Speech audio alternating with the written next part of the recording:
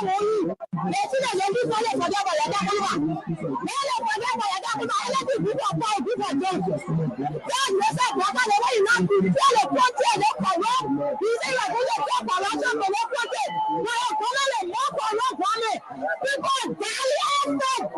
said the president probably is the most corrupt.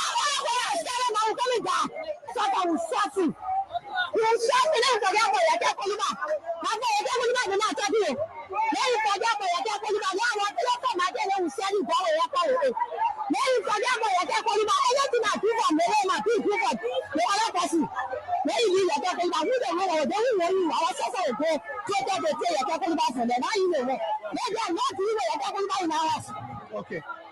All right, we're coming to anything you want to say final before we leave you. Thank you so much.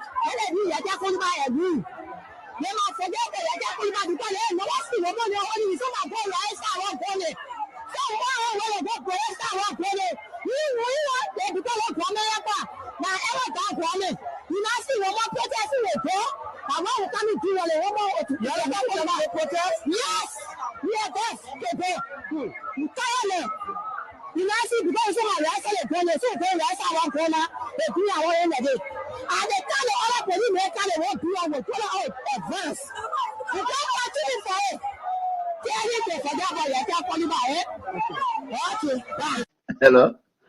Eric, Yeah, man. my son, you made mistake. Mother. I heard you last night. Me and Kun indeed to move Kufa. Absolutely, after the whole election, I'm in my corner. If you hear my preaching most Sunday, you will conclude that I'm right. Will you rescue as a nomenclature after winning?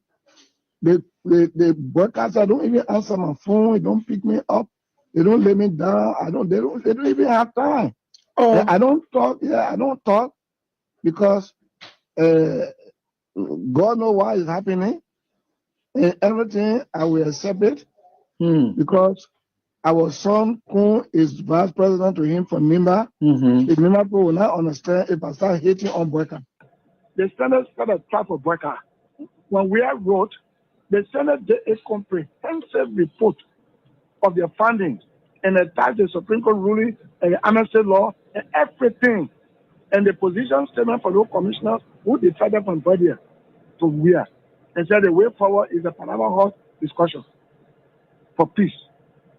Then when Breaker come now, he is deceived by coming there, by the Dillon there, Nombi there, and he now where he's just thinking all kind of way Breaker, all kind of thing. He want to go after people. Then, you know, the CDC still control the lower house, the upper house. So they went talking away, some kind of thing they did, but I think they did a resolution that passed because of money crossing. Yeah. Then they sent it to the Senate. Then something happened. Wow! All that they almost signed to Yombi house. Then they brought it that Tuesday morning. They didn't tell me they had it for me. Oh! Then when I heard what was happening, it was remain 2 persons to sign. That was me, that was Barney, Jim Barney. Now when I went to Kun, I said, what is going on? You were here when we had sent paper, and you were here with our own leadership, and we sent the report with all documents, legal documents, to guide where. Then Breaker benefited from the 2010 decision by the Supreme Court to be involved in the election in 2011 because he was not wrong with them. You're right. He benefited. You're right. Then after serving as Barbara for 12 years now, he's now president now. We finished campaign for that kind of woman, then he wants to persecute us. He does going to persecute us. So what is going on with Kun? Then Kun said, well, what I will do for you is to help you with lawyer. Your partner said, go look for lawyer. It was from Kun offered, my own son offered that I went and signed a resolution. I asked many seconds why you all did this. You know what they told me? No. Resolution is not a law. So starting the resolution, I mean, we agree. Bring it now. When Breaker send a bill, they will not put all the law they put in now and back it. I called you Rescue One. Do you think I really believe that at 80 years old you would be able to rescue this country? We embellished it. You know, when you are a sales representative, When you are a salesperson, you're selling a commodity or a product. Your job is to embellish that product. They say, "Fanting woman can say office or bony ratting." Did you think I knew, or did you think I mistook you for a rescuer? An old man who belongs to the dustbin of our history with a cake view. A man who cannot even operate a laptop computer. No, we settled. We made a compromise on you. We settled. We compromised. And we believed the way man was we in all and projected you as though you could rescue this country. We called you rescue. How could you rescue the country when you could not even rescue your own finances? 12 years as vice president, we have been begging for money all over the place, raising money to sustain When they you. were coming, they What said they were contracts do freedom you establish as fighters. vice president? When they were What? coming, they They said they show were us the radio. liberators. Your But when they campaign did their time, is they a changed their mind. dysfunctional juggernaut They changed led their by mind. people What kind of who have people bought they into this hype which we created, hype which What we kind are of sucking people? the life out of now. You freedom fighter, you raping our women. Not the bring Freedom out of fighter, the you sale. killing You our bring people in children. your sale, but take them out. Freedom fighter, you How dare destroying our country. Call us insignificant. Aye, When you were aye, in aye, political aye, nobody aye, after aye, 2017. aye, And we aye, aye, resurrected aye, and dead political carcass of yours. You show us ingratitude and wickedness. Where are we? George, we are. We did. Fundamentally, the issues about which we disagree with us here are still issues that we're concerned about. We're not here to give you power so that you turn it over to Jeremiah King and Prince Johnson. Jeremiah was a Nigerian citizen. When they were Which is coming, they said they One were for president, he uses his right to liberators. run for president. When they were coming, they But said to they hide were liberators. But when He they and his did their warlord, time, they his changed mass their mind. murdering, When they did fanatical, their time, deranged, they changed unstable their mind. warlord. What kind of people this? We're not going to give the country to a warlord. What kind Everybody of people this? Prince Johnson in this country. You freedom fighter, you raping our women. You freedom fighter, you killing our children. You freedom fighter, you destroying our country.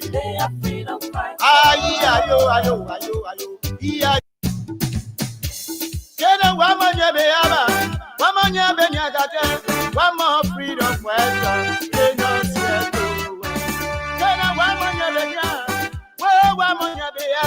One more freedom fighter.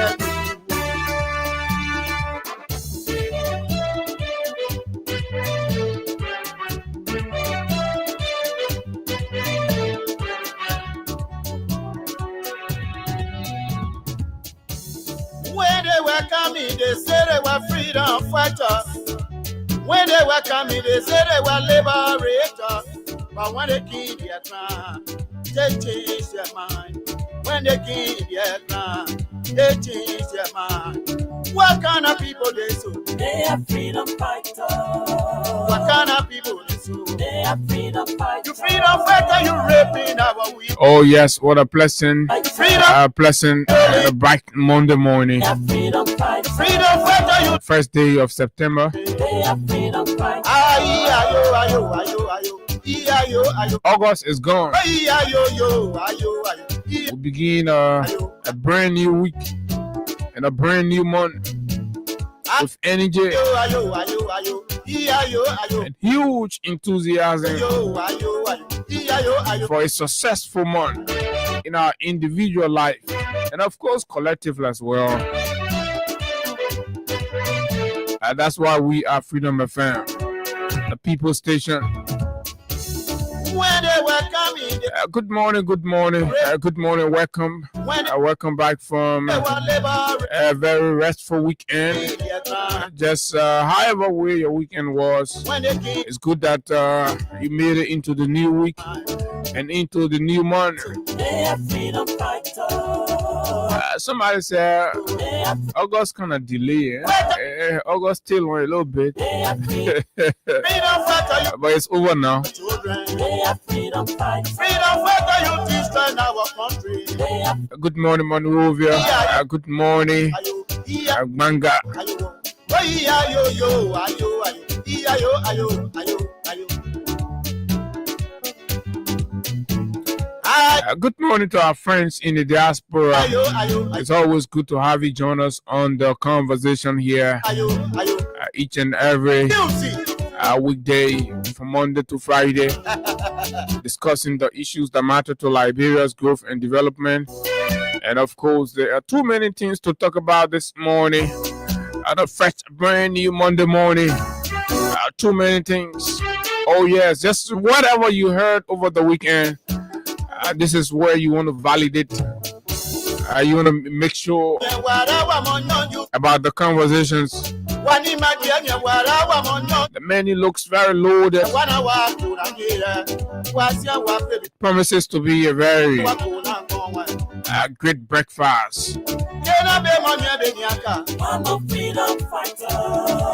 So I'm hearing that there is a concluded GSC report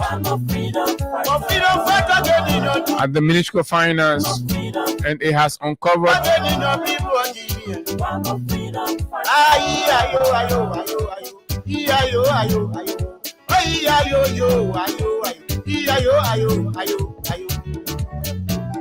the report has uncovered that some $2.8 million, $2.8 million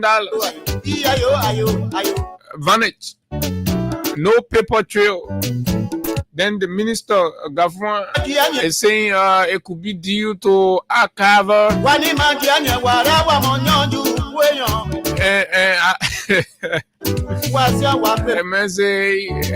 retrieval and archival reasons could be the reason why they can't find documents to prove how they used the Liberian people $2.8 million, almost $3 million, $3 million United States dollars that could go into healthcare, into education, into sanitation, and all of that. Support our city government and other places around here. $2.8 million, no document to show.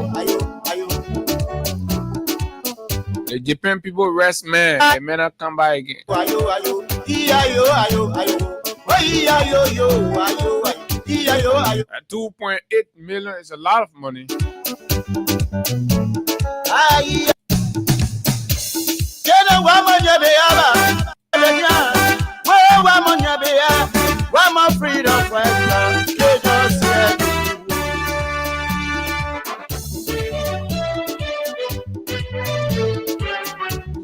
Yes, indeed, folks. This morning we're going to have a very spirited political conversation here at 9 o'clock. And we're going to be joined by when they were coming, they said they were liberators. A Liberian politician, activist. When they came, they changed their mind. What kind of people they so? Yes, of course. Mr. Eric Paye, former Secretary General of the Liberal People Democratic Party, LPDP, will be our guest at 9 o'clock. Basically to freedom fighter, you destroy our country. Freedom fighter.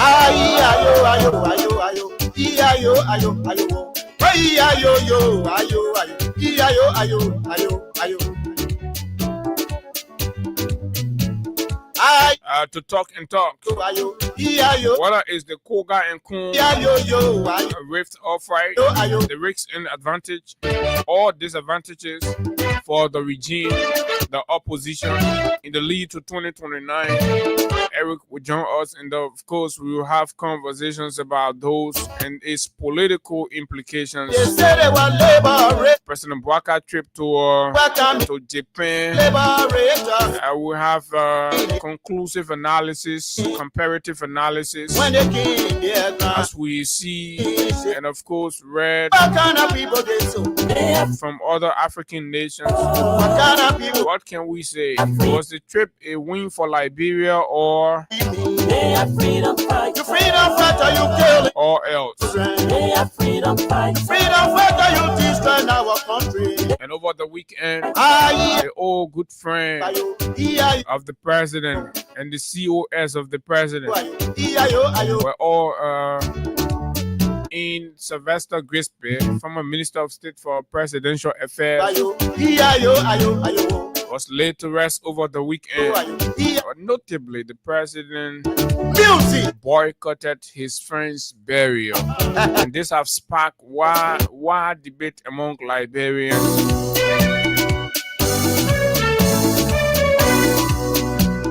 And there are mixed views. Why is the president like this? They went to school together. They may become president for his sophomore class. And there have been booties going up and down. They may helped in the lead to making him president. He became president. They may helped in setting up his government. Doing a lot. May fell sick. Traveled to the U.S. Die in the U.S. President. Are any remorse? Are any empathy? Refused to go there and pay his last respect to his old good friend. Why, Mr. President?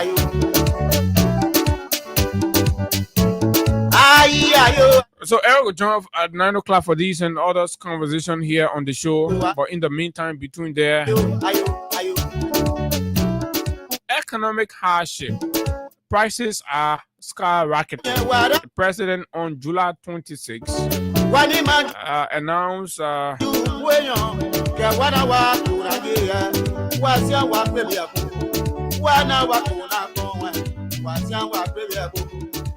that his vice president was going to lead a team, a special team, tax in 45 days to make and, of course, uncover solutions for the hike in prices across all of the sector. But we're interested to know that the president was not, for the most part, serious about it, because it took the president more than 2 weeks to formally engage the vice president before the vice president started his job. So we're going to have conversation about that while we prepare for Eric subsequently on the show. These plus other issues making the news, the cash giveaways. Yeah, guess what? We're paying $10,000 today. 10,000 Liberian dollars for our winners on star 255 star 1 hash star 255 star 11 hash. 10,000 Liberian dollars. I'm not saying 4,000. I'm not saying 5,000. I'm saying 10,000 Liberian dollars this morning. Remember, the Student Unification Party on yesterday held a press conference, and of course, they have threatened. The other day, the Secretary General was on our platform, and he sounded the caveat that certain conditions needed to be met by the University Authority, the President, and if they do not see signal, they will rally for her removal. And I think they have also announced that beginning today, they're going to commence a sustained effort to ensure that Dr. Mampanya leaves the University of Liberia as president. I don't know what's the position of the government on that. We've not seen anything official from the University Authority and all of these things. But again, judging by history, some have got the energy and the dexterity to disrupt normal academic learning processes, and so we see and watch. But so this is exactly what it is. Hey guys, good morning and welcome. Good morning, Abu. Good morning to you, and good morning to Liberians following us here this morning. It's good to be back. And just Abu, just to speak about the issue involving the University of Liberia students. Also, the faculty released a statement over the weekend disclosing that they will not return to classes until certain conditions as set up previously in their previous engagement with the government. And we read it here last week, right? Which one?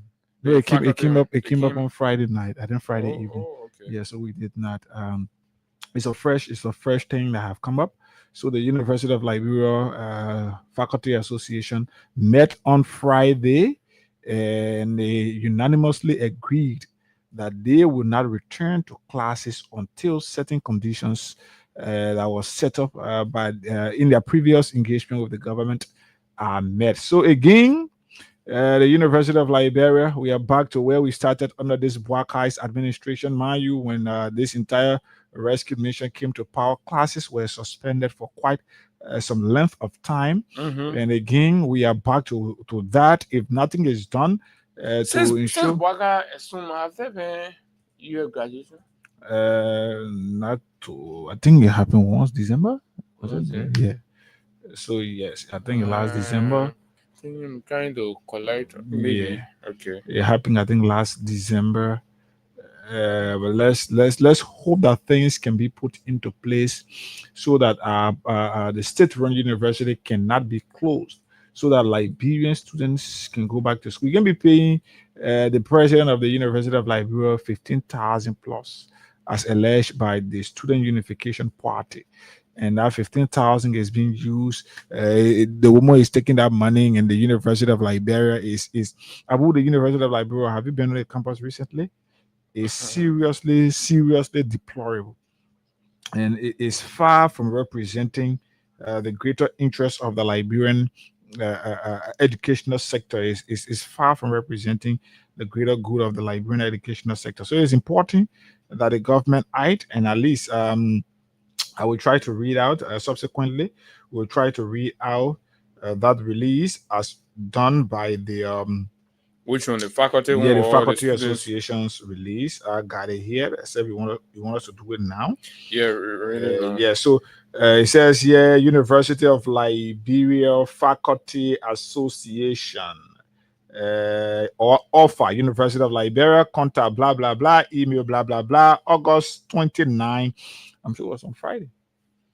August 29, 2025. Press statement for immediate release. It says the University of Liberia Faculty Association, or offer Incorporated, convene an emergency General Assembly, or EGA, for full-time faculty on Friday, August 29, 2025 at 11 a.m. on the Capitol Hill campus of the University of Liberia. Today's assembly, that was on Friday now. Today's assembly was predicated on the July 18, 2025 Constitutional General Assembly, or the GA, which mandated the Executive Committee of Offer to present and hold discussions with the University of Liberia or the UL administration and other stakeholders within the period of 1 month on issues affecting the welfare of faculty. These issues include poor sanitary conditions, long-standing faculty promotions, salary disparity, social security, issues affecting study leave, colleagues, and renovation of all campuses. Most recent issues include outstanding payment for offload and vacation school salaries. Due to these unresolved outstanding issues, the faculty voted unanimously at today's Emergency General Assembly to stay away from all academic activities until a negotiated collective bargaining agreement, or the CBA, addressing all offer issues are signed by the University of Liberia or the UL administration, the government of Liberia or the GOL, and offer.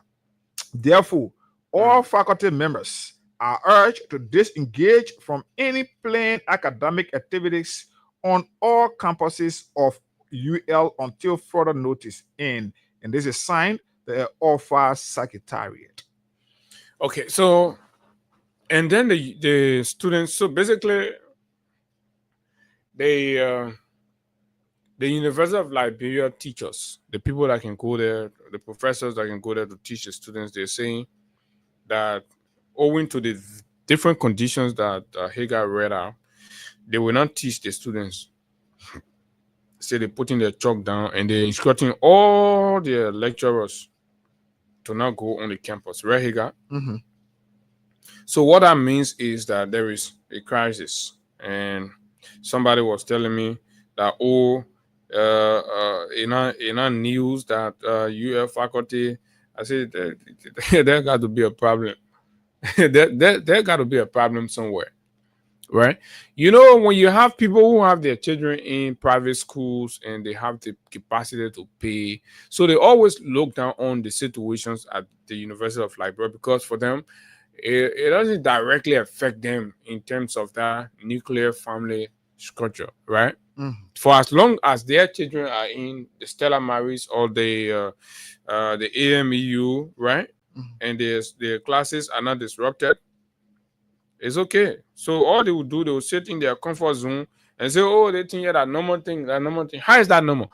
If your child school was going to be disrupted, right, to that extent, you wouldn't sit down and say, "Oh, it is normal." Absolutely not. And that is being selfish. That is being extremely selfish. This thing here, what the government has to do, the government has to come in and intervene. The government of Liberia have to come in and intervene.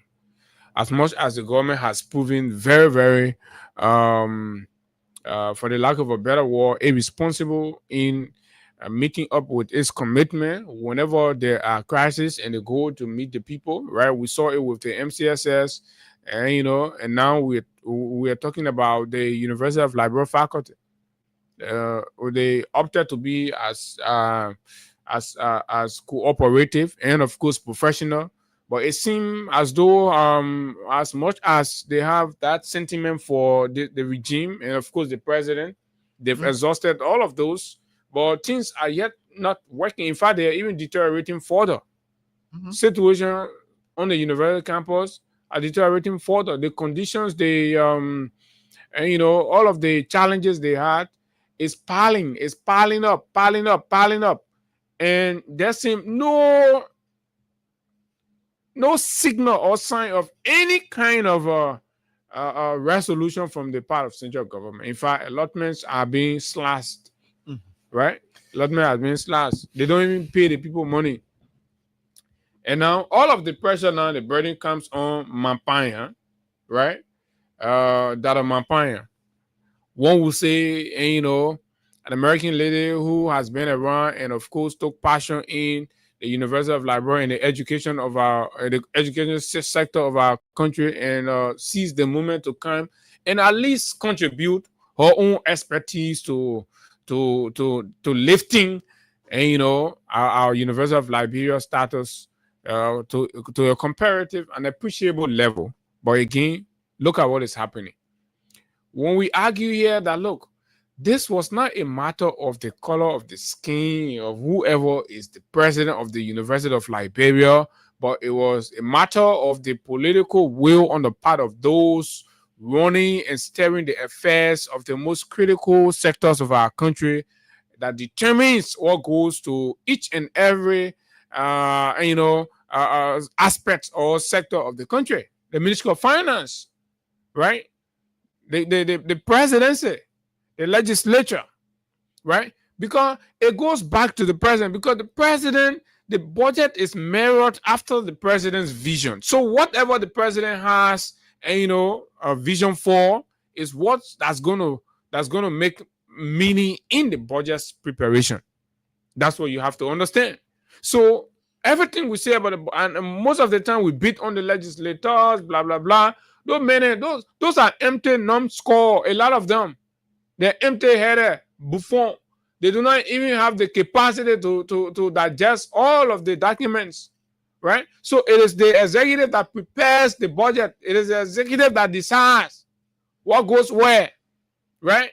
So everything that happened at the Capitol building there is just symbolic and a put for what they will get for themselves. That's why every time the budget goes there, they are creating some kind of budget line about other community engagement, constituent visit, as community engagement, constituent visits, right? But the terrible thing is, they'll create all these kind of loopholes for themselves. The terrible thing is, these guys are making money. They are taking salary. They 15,000 they take home. Why are we paying such amount of money when before they engage us that voted them, government must also pay them. And they come to you when they're leaving. Sometimes they come to the entire community. They're leaving. They can't leave us send there. So why are we giving them 30,000 for constituency visit? That question is beautiful, right? But they're not us. They are the ones sitting there deciding for all of us. But then they make a decision and say, okay, we'll take the one for we just post on description, community visit, constituency agricultural break, medical this, all kinds of things. Because they do that to build consensus with the executive in its exploitation spree of the national budget. So the executive submits a budget that is entirely self-serving, right? And very minimal into PSRP that directly affects the Liberian people, right? So in order to be at equilibrium, then the guys up Capitol Hill will have to push their own line. So when that happens, okay, you all agree to your side, yeah, we agree to our side, blah blah. Okay, then the government passed the budget, then you all celebrating. But when the government passes the budget, what is in it for us? What is in it for education? So the people, you take people, I have some sympathy for Dr. Mampanya because when foreigners choose to come and help your country and help your situation, right? You ought to create. We have to be people who treat strangers in a whole different way because we have our own lackadaisical way of doing things. But again, it becomes a systematic problem. And that's what we said. The removal of the leadership then, and people thought when you change to a foreigner and not a Liberian thing is going to automatically change, then you got to remove Bwaka as president. Because it is Bwaka that's not prioritizing the University of Liberia. If he was, right, the situation, right, the budgetary allotments, appropriation allotments, right, will be timely and it will be sufficient enough to addressing all of the issues. But no, y'all made everything to look personal, everything. The same way y'all deal with the drug crisis. Y'all made it to look like because this person is there, that's why there is drugs. So now that you remove the person, then it is now that you want us to listen and say, oh no. No. You brought a group of people who there are too many allegations about their children all involved with drug banning in the country. The whole thing, all of you are more full and I can't talk about it. So I was on the university campus when the students decided that it was time to part ways with that Weddy Brandel. And we know how it became. So the government will have to intervene. The other day, the Secretary General of SUB was here, and that's why purposely we hosted the young people. But you have a government that don't listen to the citizens, and this is bad. And people will not understand it. No matter how Liberians cry, no matter how people in different sectors will cry, right? The government and the president will pay heed not. Absolutely not. And they will allow these things to go. And you're not governing in vacuum. You're governing for the welfare and the well-being of the Liberian people. And the people should know that. And this is why we have to transcend petty partisanship and understand, each of us will have to understand that the purpose of governance is for our well-being and our welfare and our upkeep. If the government is failing on it, and the government is pretending and ignoring, right? Ignoring the signals and the alarms, then that means there is a problem. So now, when you know, talking about going to school for second semester or first semester, disruption happen. Do you all have the capacity to send your children to Stella Maris or AME Zion, Polytechnic, and the other small university there around? No, because they're charging. Look at the economy. Parents are out of job. The government has put more people out of job than it has created job. Do you know that? The government has taken more people from job, right, through dismissal, illegal and wrongful dismissals, than it has created job. And this is a problem. It is a serious problem. You can run a wholesome functioning society when there are very fewer people that have the means to livelihood. Job is sine qua non in one's capacity, right, to live. Because you can be living, you can take care of your duties and your responsibility. Then it's worthless. This is where we are. That is the situation with the university. I don't know what he guy has to add, but don't forget $10,000 is a lot of money just for 50 Liberian dollars. The more you play, the better your chances are to win. Right at 8:15, we hope to check the dashboard and do our first draw. So just keep playing. The more you play, the better your chances are to win for just 50 Liberian dollars, and then we can move to something else. So yes, we can move to something else. You have to try to play between now to 8:15. We can do our first draw, and then 8:30 we can do another. That is, if you try to play just for 50 Liberian dollars, you could win 10,000 Liberian dollars. So the code is *255*1# for those using the button phone, and then *255*1# for those of you using the smartphone. So this thing about the University of Liberia is a very important thing, and I'm still finding it difficult to understand why a government that promised to come and rescue the Liberian people, a government that sat and made Liberians to believe that they knew everything, they knew how to navigate their way through, they knew how to revamp the educational sector of our country. All of these things, when we are announced tuition free, they said he needed to do more than that. But shockingly, since this government came into power, you and I know the story. You and I know what the University of Liberia has consistently undergone. Students under this administration have not been able to sit in class for a whole semester uninterrupted. Challenge this morning. Since this rescue government came in power, the University of Liberia have not been able to run a whole semester without it being interrupted.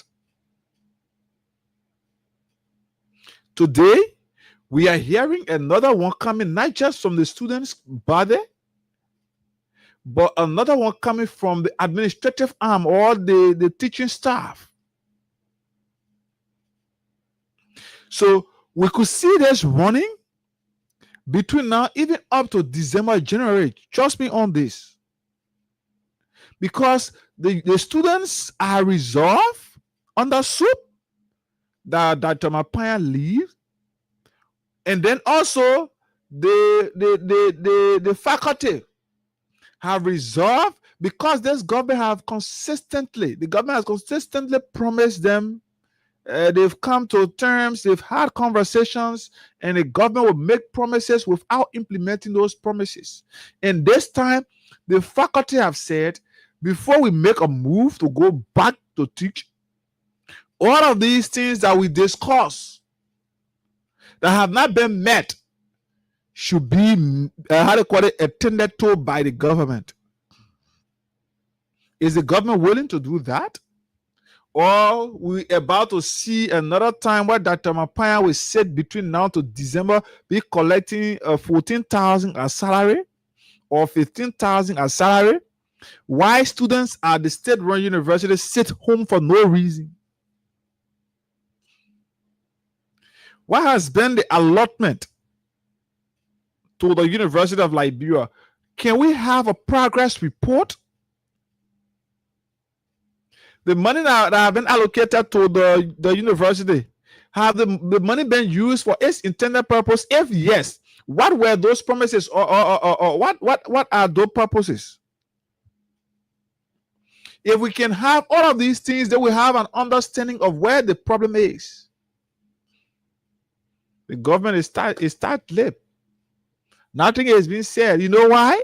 Their students or their children are in private universities across this country and outside of this country. They are going to the universities where they pay a huge amount of money per credit, and it's not affecting them. It has not been one day that their children or their child school has been interrupted. They care about how you feel. 3-4 years from now, their fight is to continuously keep you in darkness. Their fight is for you to not go to school and learn so you'll be able to compete with their children that are outside of the country today. So as a result of doing that, they will just continuously bring up bureaucracies and all of that. You think the government not get money? The president have traveled consistently. You think the people not get money to be able to allocate money for the state-run university, to be able to pay teachers' salary, to be able to rehabilitate or give the University of Liberia a facelift? You think the government not get money to do so? They have the money, but it is not their interest because their children are there. That's how they don't have the interest in the health sector, because they don't seek medical attention in this country. So where are we? Students at the university are about to sit down again, man, people. Somebody who's supposed to spend 4 years in university to get a bachelor degree. Some have spent more than 4 years. Somebody who's supposed to spend 4 years to get a bachelor degree. Somebody has spent 2 years in freshman, because when teachers go to class today, it will take 3 months before the teacher go back to class. The government really interested? Is the government really interested in how our educational sector, especially the state-run university, is being run? And nothing you're hearing the government saying. Okay. So we wait to see, right? Here I just checked up in the front page Africa today's publication. There is this story that's very, very important, and I think we need to look at because this country here, the country where we're struggling for money, and to have a system where why the government is complaining that there is no money and citizens are crying as they're being denied basic services.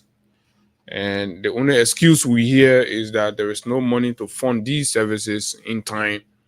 And all of the blames are shifted and placed on the USAID cancellations and other and the drawdown of other partner fundings to national government.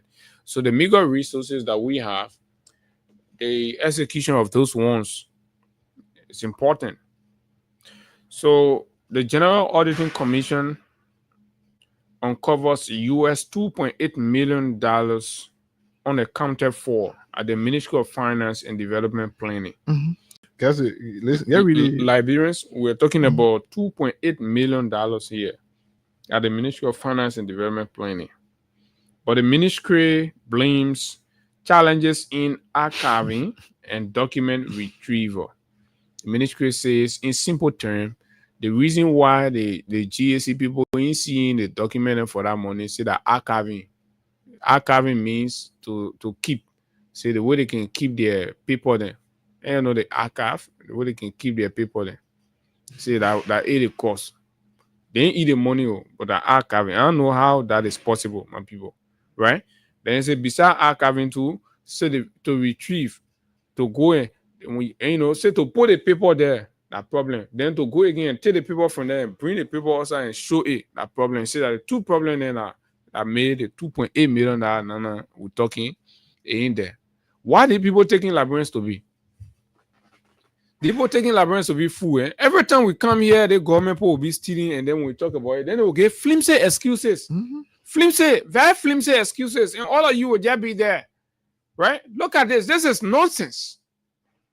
And this is coming from the mouth of Gaffman. Is this the same Gaffman that sat at his office, had a press conference, and looked in the faces of our civil servants after lying to them, our workers in government, after lying that as of January of 2025, nobody working in government will take less than $150. Today, it took him.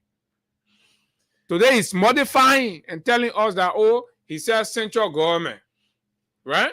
And then beyond that, he said gross. People were complaining about their take home. People were not complaining about how much you get a NASCOP, how much you get for income tax. No, they were not coming to them. The complaints were about their take-home salaries. Their take-home salaries were bare minimum. It could not afford basic living. That's why they opted against the past government. You came, when you took over as finance minister, you announced that, look, that condition is going to be better and your take-home will not be less than $150 in government. No way. Today, Gafan has failed. Gafan is a failure. He is a big, horrible failure. This man is a failure. It's clear. Whether you accept it or not, Gafan, you're a disappointment to yourself. You're a disappointment to all of the I don't know, showboating spree you've been on here. Because our people are suffering. You're a fake man. Our people are suffering. Families are dying. Baby mothers are dying. Pregnant women are dying in hospital. No money. You sit over the Ministry of Finance, the planning engine of the government of Liberia, and you are engineering zero. Every time you come, you lie and put up flimsy excuses. $2.8 million under your watch has gotten stolen, and you cannot provide documentation for it, and you can't tell all about archival and retrieval. Right? Who business is that? We're out there victims of drugs. You are beating on them, humiliating them, and you have the criminals sitting under AC, stealing your future. You don't want to talk about them. You don't say a thing about them, right? And those victims of the very government, you go after them. Look at the guy who can be on 10th Street there in the drainage. You all go there, humiliating and disgracing. You're not even lending help to the man. Right? You go there. You can't say, oh, I said central government. So now, all of you that are jumping around, the man say he says central government. So you gotta sit down, you gotta know what are you in central government, what central government mean. Right? So maybe we can hear a real line of this story. So you hear something that happening over there. So from Page Africa Monrovia, a DINI audit report by the General Auditing Commission, or the GAC, has revealed that the Ministry of Finance and Development Planning facilitated disbursements amounting to UX $2,806,470 in violation of the 2024 national budget. The funds were channeled to the Ministries of Public Works and Labor, the Liberia Airport Authority, and the Bureau of Concessions without legislative approval or an approved supplementary budget, according to the report. And $2.8 million deliberately, willfully, clandestinely intended to steal, right? Ignoring the procedures, ignoring the laws. But look, this is not the first time that the budget law has been violated by the government. This is not. Mm-hmm. And this is not the first time that it has happened under Gafan's watch. But aside from that, he is unable to show documents to prove the purpose and intent of those monies. Right? After violating, and now you see, we told you the risks of having a rubber stamp legislature. This is what happened. They will steal from the country, they will ignore the legislature. Today, every day we hear, oh, the other opponent, the other money, they didn't tell the legislature buy the other money in the tune, they post in the other contract, they inform the legislature because you have a regime speaker. Because you have a bootlicking legislature. The pro tem. What would she say? What will a Rachel Kun say to anything Gafan does with the country money? You are chasing ghosts. You yourself, you are the ghost. So where are you going? And like a lot of you have said, we're going to be in it for 6 years, of course, right? For us, we're prepared. But it is important as we're in it for 6 years, the damages that are caused, that we keep updating you and informing you about it. How on earth in this digital space, in this day and age, a whooping $2.8 million gets absconded from the national budget, from the finance ministry. In fact, the report say they disburse the money. They put the money outside. They take the money from the country budget, they pull it outside. Then they go ask Gafon, the money here. All the people, what you get for the money? Gafon say, oh, that archival and retrieval Benin may won't get people. Archival and retrieval Benin. The dynamic still on you. It will say that something that happened long since you say, oh, we find it difficult and to sort it out. But just recent thing that happened, 2024. Between this January 1 to December 23, 2024. 2024. That I won't get archival Benin. Imagine the day we read 2029, all the students in the island will burn all the people. They will burn all the people. You got this is disturbing. It is very much disturbing. But Abu, there is something that always runs to my mind. Before the 2023 runoff elections, when candidates were soliciting support, were engaging bases and things to ensure that they get endorsed. Nimba County District 9 representative then or now? Now did a Facebook post. Ta said the elections were between criminals who could steal and try defending their stealing with papers. And this is where we are today, Abu. So today, just as Star described them in the 2023 runoff elections, that they were criminals who could steal and try to defend their stealing. This is where we are. This front page Africa write-out is a bucket full of write-out. When you read down, you will get to understand. So, why our government treating us like this? The audit covering the period January 1 to December 23, 2024 further reveal that the MFDP, that is the Ministry of Finance Development Planning, did not account for transactions totaling US $2,850,035.38, according to Auditor General P. Gaswa Jackson. These transactions were consummated without supporting documentation. So they take our country money, disperse it among themselves, no paper to substantiate where that money has been sent to, what is it going to do there, how long it will be there, what's the purpose of it. Today they can say it to us. So the only thing they can tell you that look at the kind of excuse the guys are giving. Look at the kind of excuse. The management facilitated payments of over $2.8 million without adequate supporting documents. You spend the country money, no document to prove how you spend that money, but the money not there is missing, right?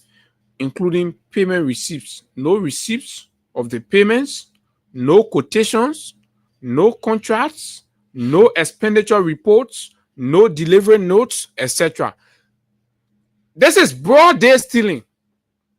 That you're all here, Gafon here, that in there.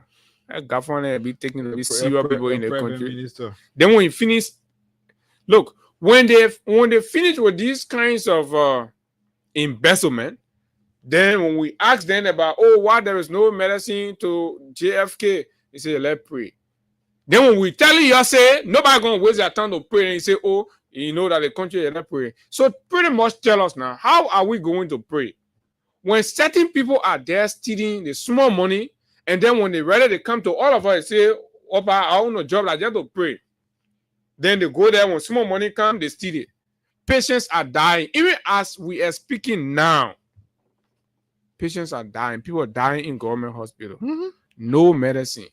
They say Right? patients are being admitted in wheelchairs or in chairs. So Oh yeah, when the sometimes patient is the supposed to benches, sleep there, they will put the person will be sitting. sometimes the benches in a place there because there is no hospital beds. Patients will be there. Their parents will just bring their family will just bring comforter and wrap them up, and they will be sitting there. There's space for even caretakers to rest. You can't find it at GFK. That place they can put the people also. Mhm. They use it to pull people there now. Right? This is scary. You see, it looks pathetic. It looks so sorrowful when you see it. You feel like this is a country that needs help and all of that. But then you go on the other side, right? And then you see the criminals are sucking the blood out of this country's economy.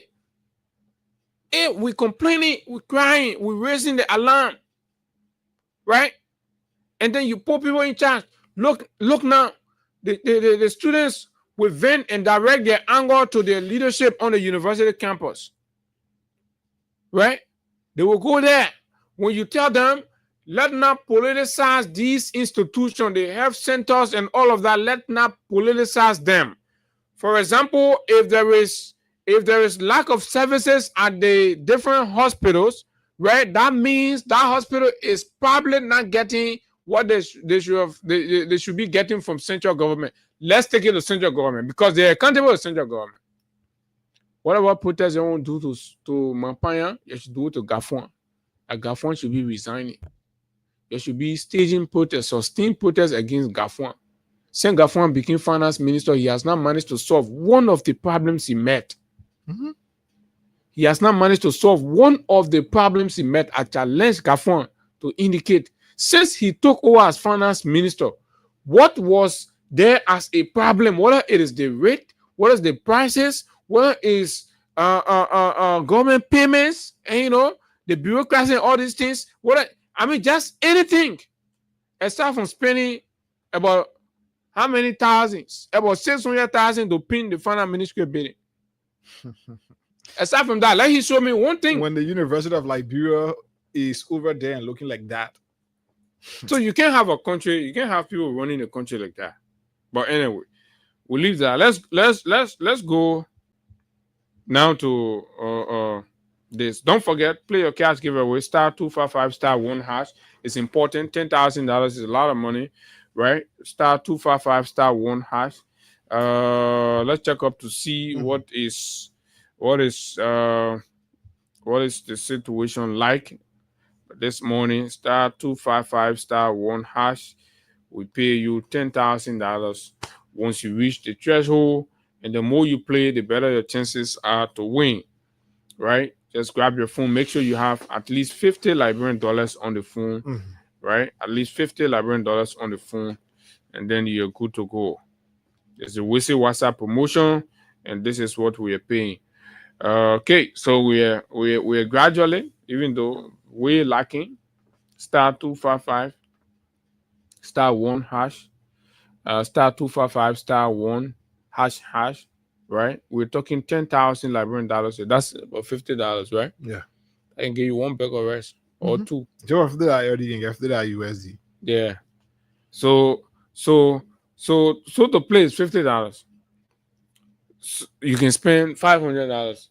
That's you're increasing your chances, right? 10 times. You can spend $1,000 because we're talking about 10,000, right? Even if you spend $2,000 and then you win 10,000, it's not a lose for you, right? That's a big win. So yes, one who everything in life that risks. People who sometimes take the bigger risks are the one who get the biggest reward. So *255*1#, *255*1#. Let's see. Once we don't reach the threshold, trust me, we're not going to be able to pay. It's a system, and once we reach the threshold, we will certainly pay the $10,000 to our winners for just $50 Liberian dollars. Wherever you add this money, it doesn't matter your location, whether you're in Bikana, you're in Banga, you're in Sanikole, you're in Ganta, You're way there in Bokonjire, you're just wherever you are in the borders of Liberia, or you have access to the mobile money platform, right? Just dial your code *255*1#. Once the system can go through, and then so you can be in Morocco, every system can go through play. The thing is, you must just get mobile money on your phone and you can go, right? So that's it. And once you reach there, you eat your 10,000. The whole school's coming open right now. Right?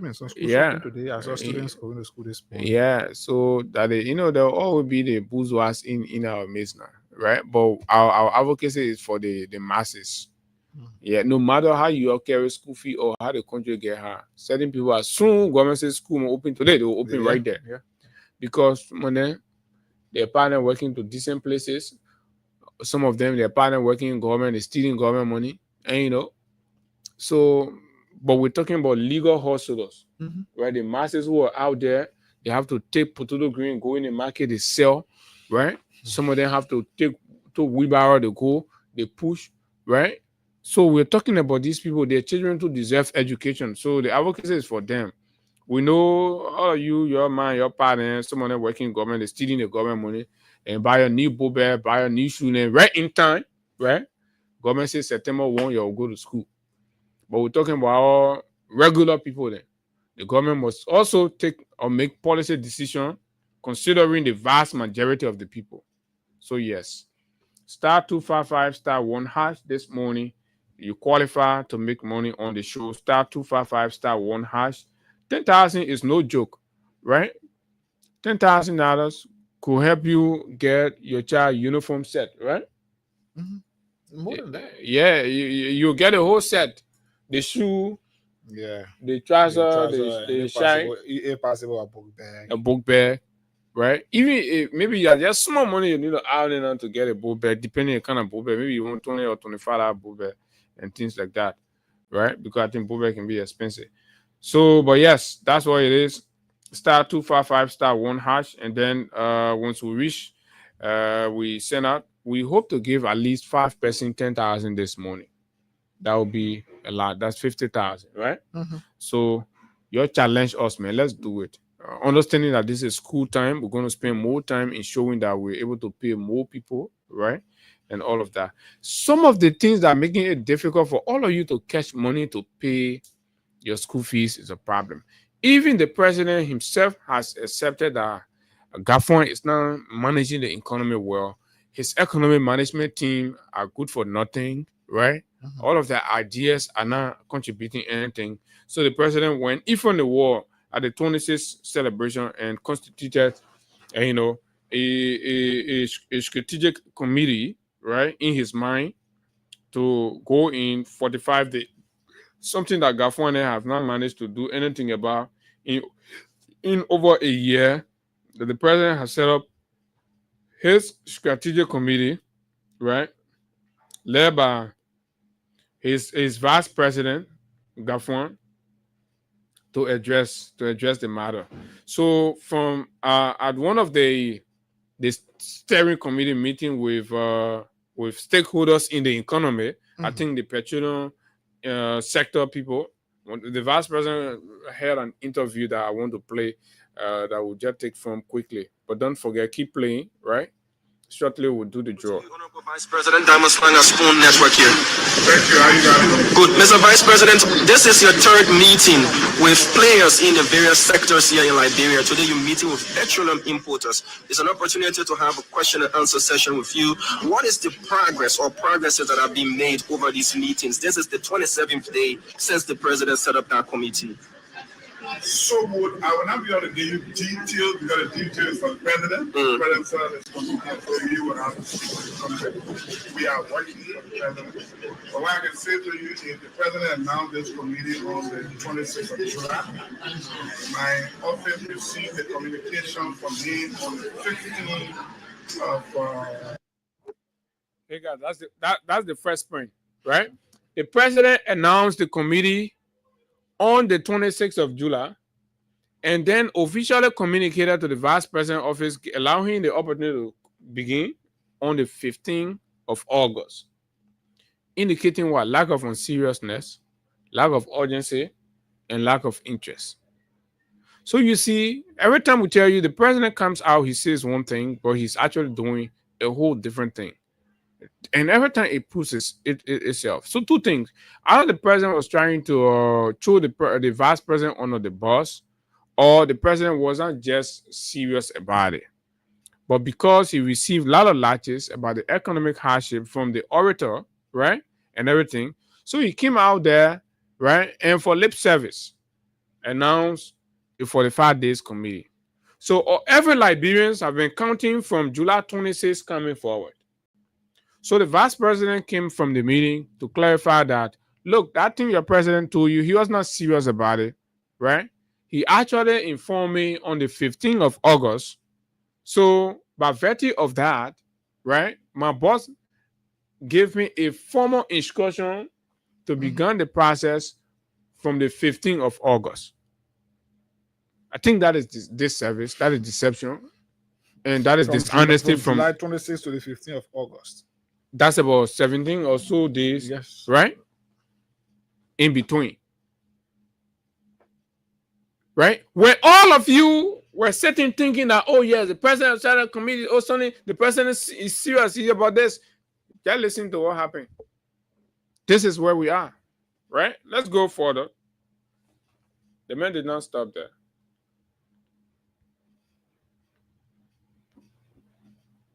Okay. Okay, what happened to this Kun man? Kun, you talking, but we don't. Okay. Whosoever entity of that committee. So would I will not be able to give you details because the details from the president. The president said it's going to be you and I. We are working for the president. But what I can say to you is the president announced this committee on the 26th of July. My office received the communication from me on the 15th of August, listing the various entities that should be involved in this, private people, different institutions. We have a first meeting on that one. To you, Honorable Vice President. So that is it. Right? Liberians are crying, economic hardship, businesses are going down, people are getting out of business, and things are absolutely going helter-skelter everywhere.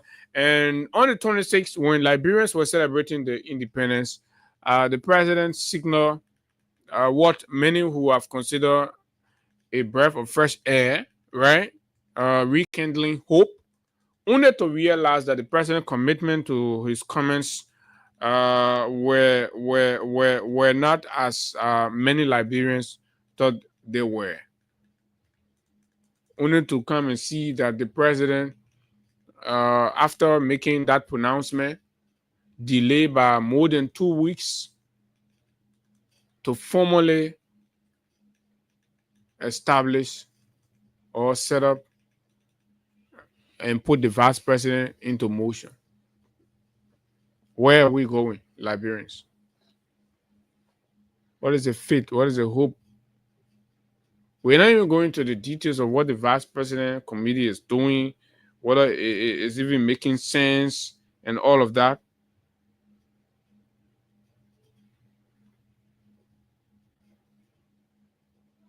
Right? And all of that. Because what this have done, and this is where we are coming to the politics. The vice president and the finance minister have got some rift that's boiling between them. The finance minister thinks and feels he's a UP mayor, he's a UP government, succession thing now, right? So there is this succession rift between the vice president and the finance minister. So the president appointing the vice president to do literally the finance minister job, finance minister has not been okay with that.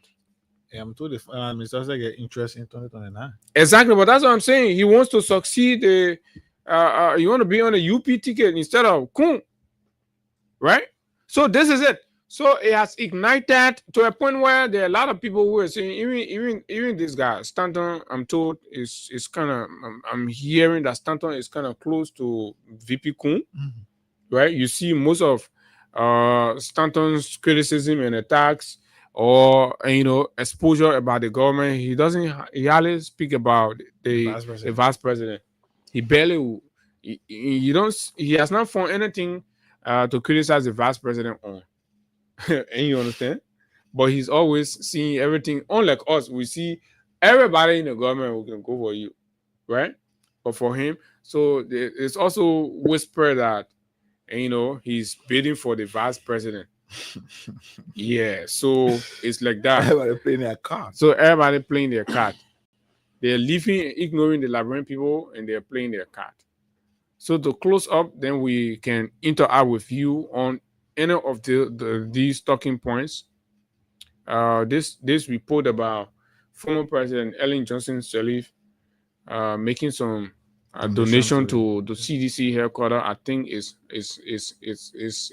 kind of heart melting for the most part, right? $15,000 with 1,000 bag of cement. And those, you see, it is not about the gesture, but it's about what's prompting the gesture.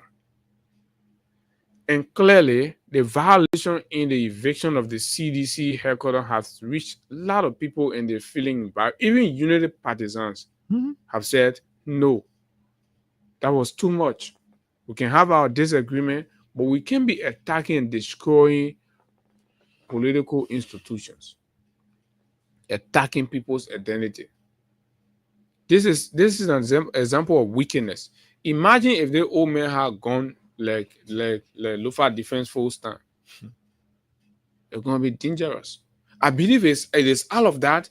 Ellen felt the urge to say, I'll put some money there. You'll pay your haircutter. This was wickedness. It was bad. That's not the democracy we fought for.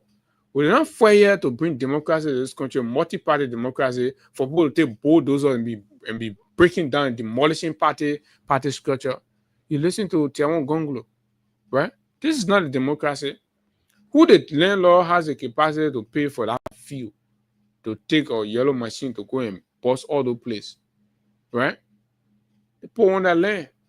Under the doctrine of eviction, once the court deem you evicted, right? Everything on that land, everything on the land is a part of the land. Everything on the land is part of the land. The ownership goes to the property owner. Who paid the field? Who rented the yellow machine? Carried in there. So Ellen and others, you found plenty of people contributing to CDC headquarters construction. Because what you did was an executive overreach. And you'll be condemned for this. Posterity will condemn you. Everybody will condemn you. We want to commend the former president of the Republic, Ellen Johnson Sirleaf. Maybe Ellen would have done better if she had a better person as a vice president, contributing meaningful, advices. Unlike a grudge-keeping vice president who sits down and keeps all of the grudges from high school days and all that. So that is it, my brother. Yes, we can are we good from there? We can interact with you, our callers, our listeners here this morning. Except that we want to check to see whether you got something that we can do a draw from. But until then, let's speak your calls here on 0776 104 104 086 500 104. So what is the $2.8 million, or the fact that Kun is simply saying to all of us that President Bouaka was not as serious as he sounded in appointing the committee to address the hardship and the economic problem on our market, or to have all of these things. So let's hear your thought. Good morning, Abu and Ega. Morning. Thank you for watching us. So I come from Disville. Go ahead. And let me say thank you guys for the discussion. Let me begin by appreciating the former president for her contribution to the construction of the new headquarters. The class in power, the thing to look, that we always say, And there will be a lot of financial transaction with no document. You see, 2 years now, we can't see any structure. This is what the municipal government has done within 2 years now. So it's so unfortunate. So what are they doing with all the local staff? That's why about international. The local staff are the collecting. What are they doing with the money? They agree that when they go outside there, they can't get anything. So the money they're collecting from the grand businesses, the little companies, they feel companies are here. What are they doing with the money? Is they sharing their money and stuff? So we need to be very careful. Maybe when they go outside there, they can see this money. Oh yeah, when they go outside, they can get their money. Then they say no paper. They divide it. Yeah. I know. They can't say we do agreement. Read it. Gafon, you're not doing nothing with the economy. Then you talking you won't be president. How we can make people president? Thank you, my brother. Let's talk to this person. Hello. Star 255 star 1 hash. Good morning. Okay, I'm Pastor Emmanuel.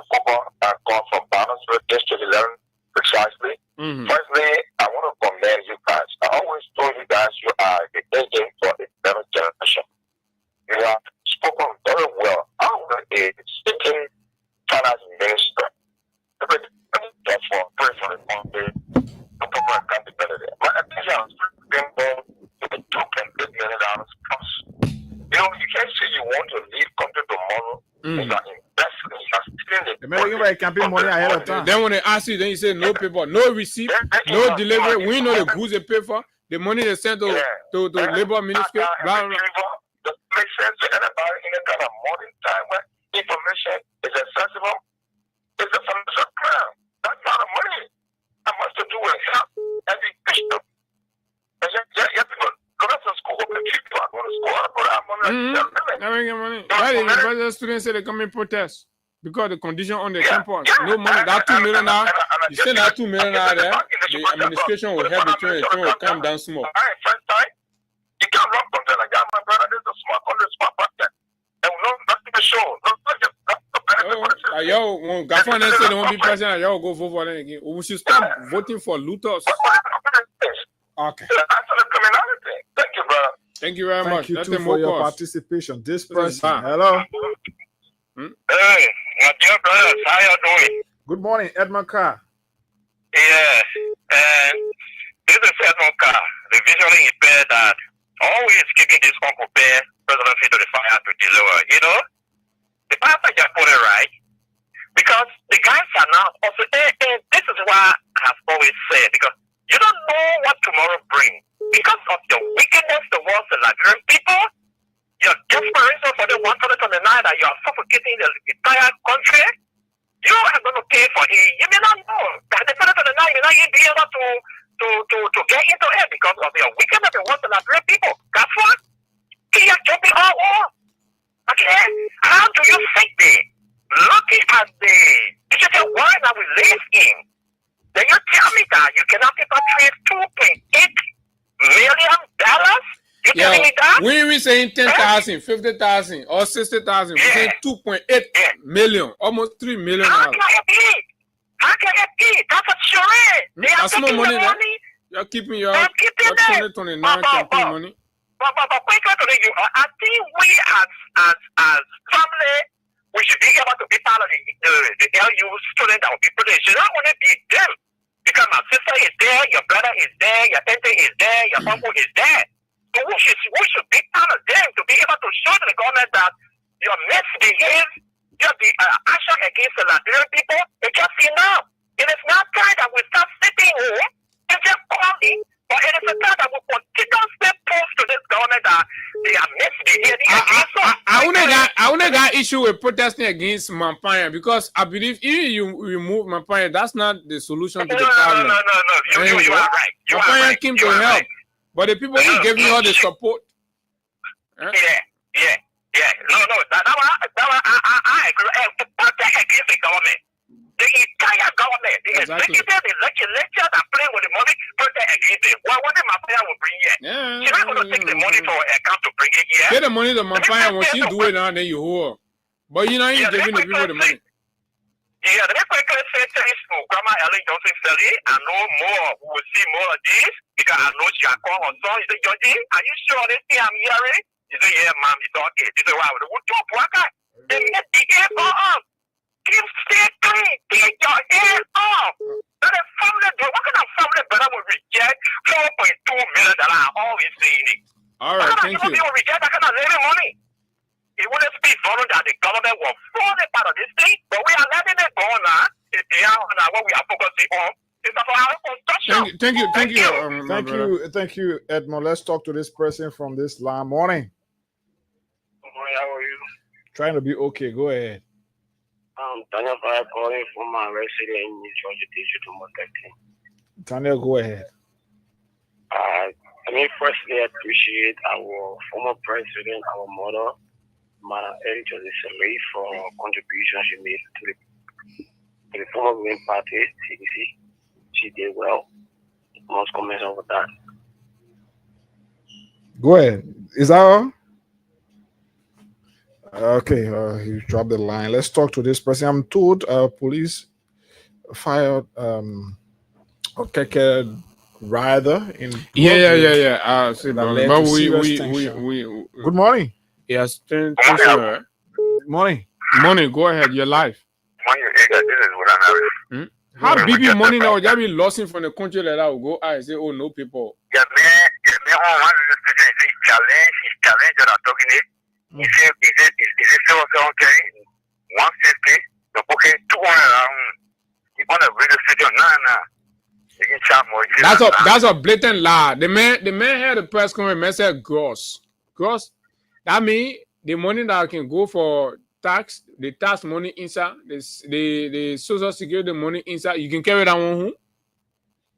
He said, challenge. You put a propaganda. He's going to put. The president after January. But any people outside there now, so the people outside they don't want to know their thing. They don't want to know how much they carry home. So if you're outside, you can carry it at home. You're still saying that your business. That who feed it. They asking the sticker by say, you forget to throw the salary now. Who not throw the salary or all. But challenge you throw the salary or well and okay. All right. You're asking for the 2.8 million from here. Morning. Hello. Go ahead, you live. I was calling Lana too long and went off. Go ahead, conclude quickly. But you made your point, right? Let my attention be tuned to the Kafuan saga. Correct. Go ahead. Kafuan is not a extreme criminal to us. Kafuan has stolen from this country enough within our economy. My brother, I tell you for free today, mark my word, we have more to see from Kafuan when it comes to stealing. Trust me, Kafuan is doing everything to pocket what he wants to pocket for 2029. And watch out, we are waiting for him. Thank you. All right, let's talk to a few persons. Then we can cross over to how many times probably will break ground for the one pass bridge. Morning. Yeah, good morning. I'm calling for this township. Go ahead. Yeah. Firstly, I want to thank Eric Jordan for contribution to us. The physical agriculture. You see, this program is such a disgrace to our country because it's one of the damages. Imagine, just an agriculture president for agriculture deal for our country for some time, and nothing went see.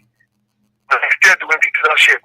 So, for the northern minority Liberians that voted for him, legally or mistakenly, they should watch out and see.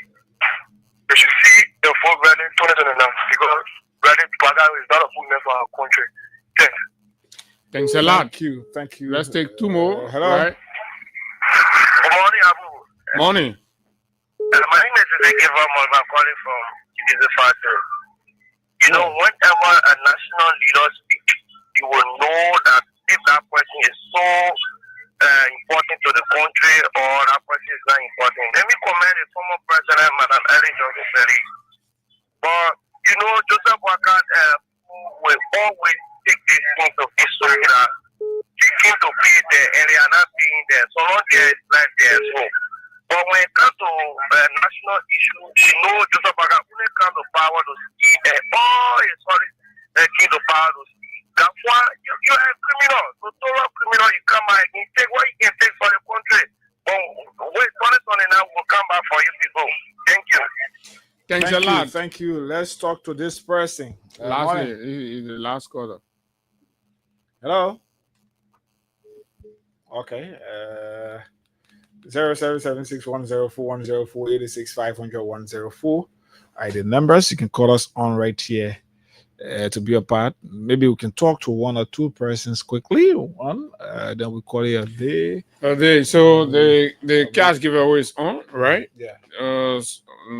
We are almost there, right? Let's make sure we can get. Hello, good morning. Yeah, good morning, Abu. Good morning, man. Yeah, I'm calling this morning. The reason why I just want to talk to Soup. You know, when the protest, when Moroba Moro had a protest, they told them, say, can't join us. At least so your voice will be heard. They never agreed. They said they were not in it. Now, yet I told them, then they said, the meat is sweet for them.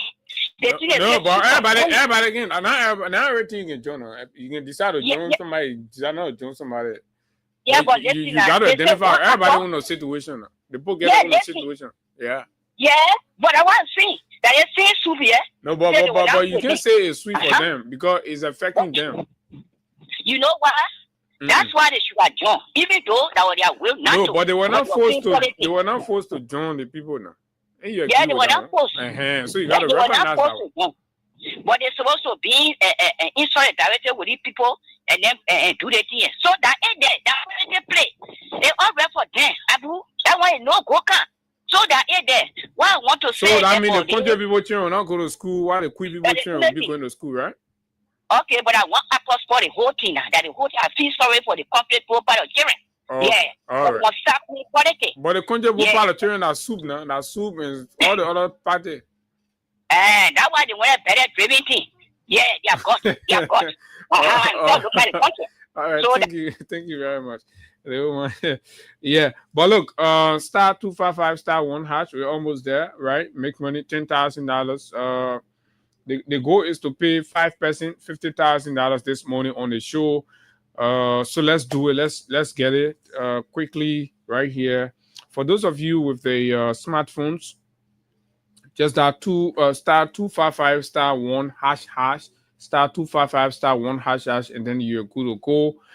Before we take our guests, right here on the show this morning, where we are going to look deep into other critical national issues here this morning affecting our country, and it's quite important. Doesn't even make sense for somebody to be arguing stay. You know how many months it has been. You go ahead and concoct a narrative to come and deceive the people because you think you have money. The Liberian people are living the realities, right? What kind of economy you pay everybody not less than 150, but yesterday the economy is broke, right? The realities will be there. How you saying something, but the reality is quite different? This thing don't make sense. I don't know how Gafon and others see. You think who get time to come do propaganda with you? Gafon, look, your history and your record will defeat you if you intend to run for anything in this country. You're not a stranger. You're new, very new. All of you, we're in the age right now. We'll pull out all of your mess. This country needs to be safe. We will not settle for recycled criminals any longer. Not at all. People will have to give accountability, right? If you say, oh, the statute of limitation, we agree that the both people own there. The country people will say, I own a statute of limitation can pass. Because I see what they call statute of limitation. You go steal something, then you go underground for 6-7 years, then you come back outside. Then when you come outside and pull on top, you say, oh, but statute of limitation. You see? How the country will make laws like that? Somebody in the government says, yeah, when they get big corruption thing on their head, they will go underground for someone that says, yeah, you know. After that says, yeah, they come outside. As soon as they come, you won't remind and say, oh, statute of limitation. Nothing will pass over it, man. Statute of limitation, we can't do nothing. Then, understandably, that person is supposed to be a free man. So, you know how, in the government, steal. When you finish stealing, the other government can just go sit down with them. That way, can you do? The government get a boss now to want to investigate Kanye for anything at LACC while he was there. All of the accusation and things that we're hearing, right? The government will not raise anything with Kanye because Kanye has accepted to bootleg them. So you go on a cover. Then after 6 years, after 6 years, if you want to prosecute Kanye will say start your limitation. So you see what the corrupt officials can do? That's smart game. So anytime you see people work in government, then when other government can they jump, they go on the other side. They're trying to hide their criminalities. So they will save, they will go under that cover. After the period, then they start to argue statute of limitation. We've seen it here. We've seen it here, folks. Right? So yes, let's make money. Star 255 star 1 hash. Star 255 star 1 hash. We're just almost there. I know you can make it. The more you play, the better your chances are to win. Let's get this going. So here we can take Eric. So we can take Eric. So that's why I think if this 50,000 this on a Monday. I want to work yesterday. Hello. Okay, I think it's not ready yet. Okay, so Eric Pai is going to join us this morning, right? He's joining from way there in the US as we expand on these happenings, right? Eric is a politician. He's an activist. Of course, he's a nationalist as well. Always there championing and advocating for good governance and the right things in the country. And so before Eric joined us, there is a publication that he did earlier, sometimes in March, about the Cougar and the situation in Nimba. So it was March 28th. Eric Pavis posted that Samuel Cougar will win the upcoming by-election in Nimba County, positioning himself as the county's political godfather. As the replacement of PYJ, Cougar's victory will solidify his stance as the standard bearer of the MDR, a party that is widely regarded by Nimbayans as their own. This win will propel Cougar as a viable vice presidential candidate in 2029, making him a sought-after ally for any political party. Jeremiah Kuhn's departure from the MDR has created a challenging path for him politically. Bwaka has not ruled out his re-election bid, and even if he does, Kuhn will face serious opposition from key UP players, including Finance Minister Gafuan. So you see we're talking about. So these things has been predicted, including Finance Minister Gafuan, who doesn't see him, Kuhn, as a suitable replacement. Kuhn's recent endorsement from the Union of Liberian Association in the Americas will haunt him, as it was premature and potentially disrespectful to Bwaka. You remember that time? Yeah, we talk about it. Yeah. When he endorsed him for 2029, politically, Kuhn is aware of Cougar's threat to his ambition, but feels pressure to endorse him to avoid offending Nimbayans. That was doing the senatorial thing. So Perry's point was that Kuhn did not like, and it was not his will to have endorsed, because he understands that they may oppose threat to him, but again, he did not want to end the rift of the Nimba people. So he went ahead. Cougar is viewed as a true son of Nimba, most importantly from the Gio tribe. In contrast, Kuhn is seen as a cool man who has benefited from PYJ's influence, and under his watch as vice president, PYJ died of neglect and pressure.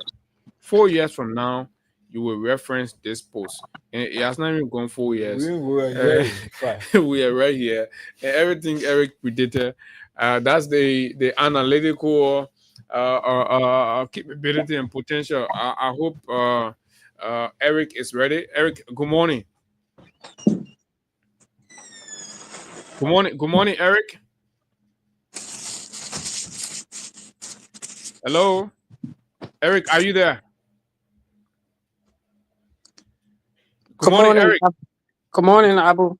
Good morning. Welcome. This is Freedom FM. You're live on the radio. How are you this morning? I'm doing good, sir. How are you doing this morning? Yeah, we're beautiful. So to begin with, I just read through a post he made on the 28th of March, predicting the political climate in Nimba, and of course, all that was going to happen as a result of Koga's election, and how the interplay were going to play out. And in no time, we are seeing these things unfold. So this morning is an opportunity because about a week now, this Koga and Kun thing has come public. The few has come out. Liberians are seeing it. Nimbarians are taking SAR, just as you predicted with Koga and Kun. So basically, let's have a conversations about that. What do you think? I know you predicted it, but now that your prediction is living real, let's hear you, Pervis. Well, it's an honor to join your platform this morning for the very first time. I want to say good morning to Liberians listening. Liberia history is replete with a lot of uncertainties. Mm-hmm. That if you mean the were political history or the general history? Well, the political history, as a matter of fact. If you were to, leap a step forward, you would clearly predict a lot of things in our country. So it is not strange about what is unfolding between the vice president and Senator Koga. The issue of power struggle, was something that even the blind saw coming. Okay. The fact here is that these people aren't in the interest of our country. It has always been about their own agenda. One would say their selfish agenda to enrich themselves and seize power, and consider themselves the big boss of our country, while we continue to struggle between the 7th or 8th poorest spot on the globe, and this is unfortunate. At the end of the day, it is the average Liberian that continue to suffer at the hands of these guys computing for supremacy. But here's the situation. Koga, like he said, he was elected by his people on the MDR platform. And to have the vice president, who is no longer a member of the MDR, suffocating Koga in his own party, it speaks to the the disconnect and the heartlessness between our vice president and that of the everyday issues affecting our country. Here's the vice president who was appointed by the president to spearhead a 45-day committee to look into the hardship that's affecting our people and come up with prescription as to what is needed to solve that problem. But instead, we have this vice president who has preoccupied himself with power struggle in a political party that he's not a member of. With the energy that he is exerting. One would say it was from that political party that he made the leap to wherever he is. That is his constituents. That is his base. You're for the most part telling the man to turn his back on his base. So where is the protection going to come from? Abu, when you divorce a woman, you have no legal or moral ground to determine who she gets married to.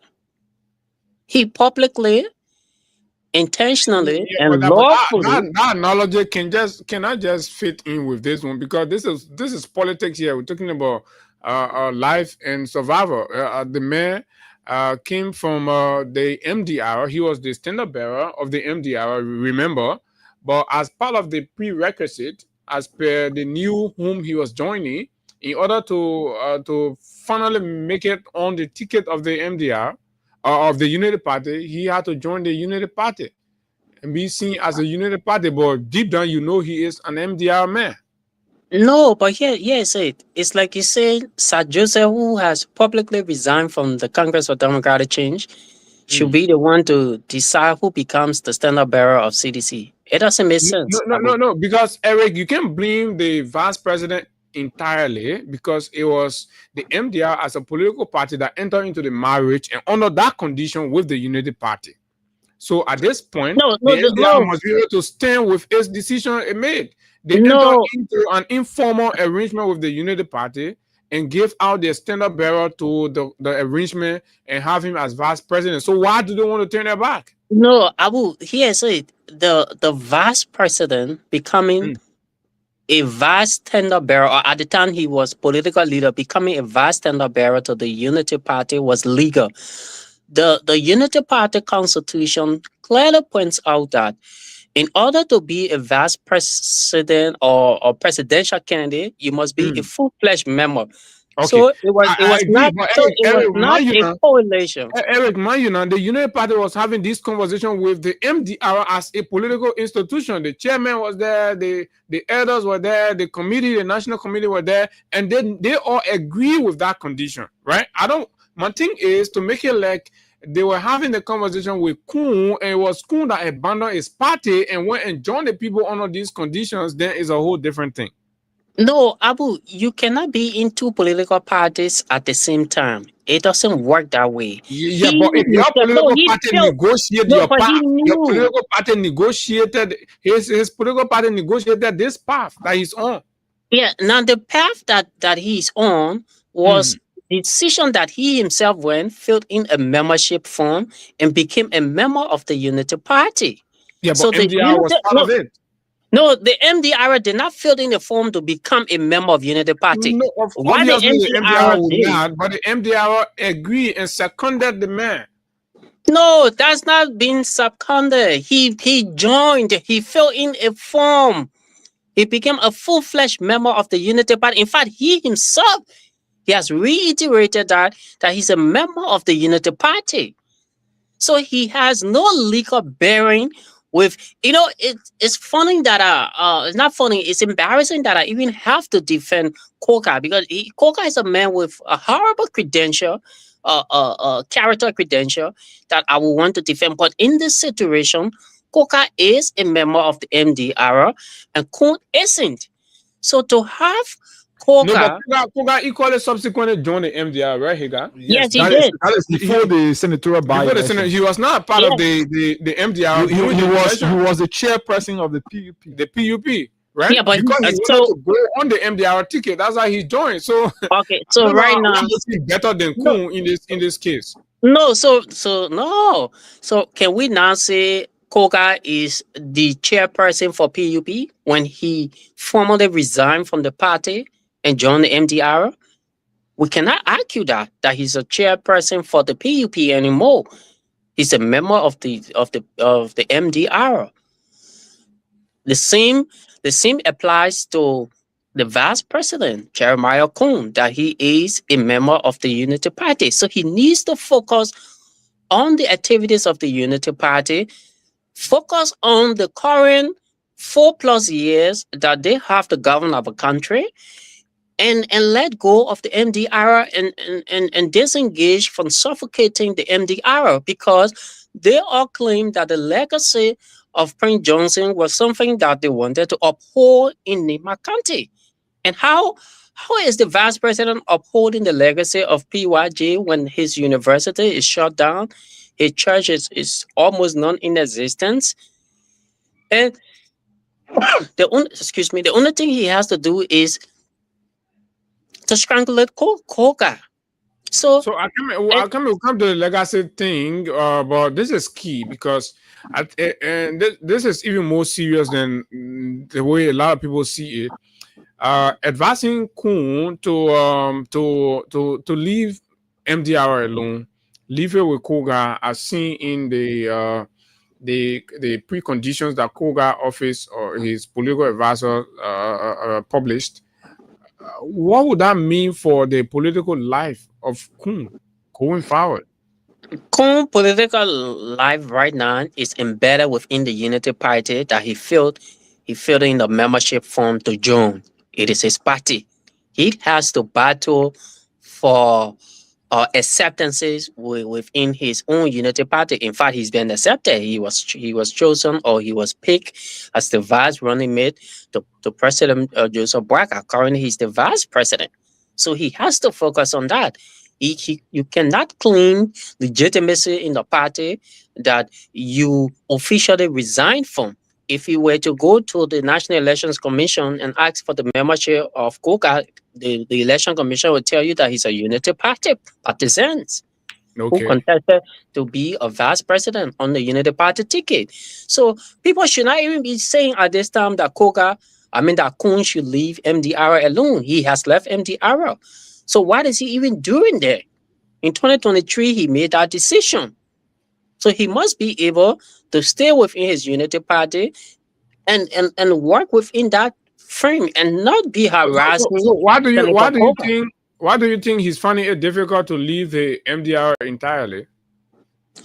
Well, because politically he sees Nimad as his political breadbasket, that once he does not associate with the Prince Johnson political party, it means that he might not have that legitimacy to return and ask the people for their votes. So in his mind, he will want to do anything and everything possible to force himself with the MDR political party, because his fear is, and which I predicted, was when Senator Koga takes over the political leadership of MDR, Koga will be moving his own path and building his own alliances, which might be dangerous for the vice president to have that untold or that unstoppable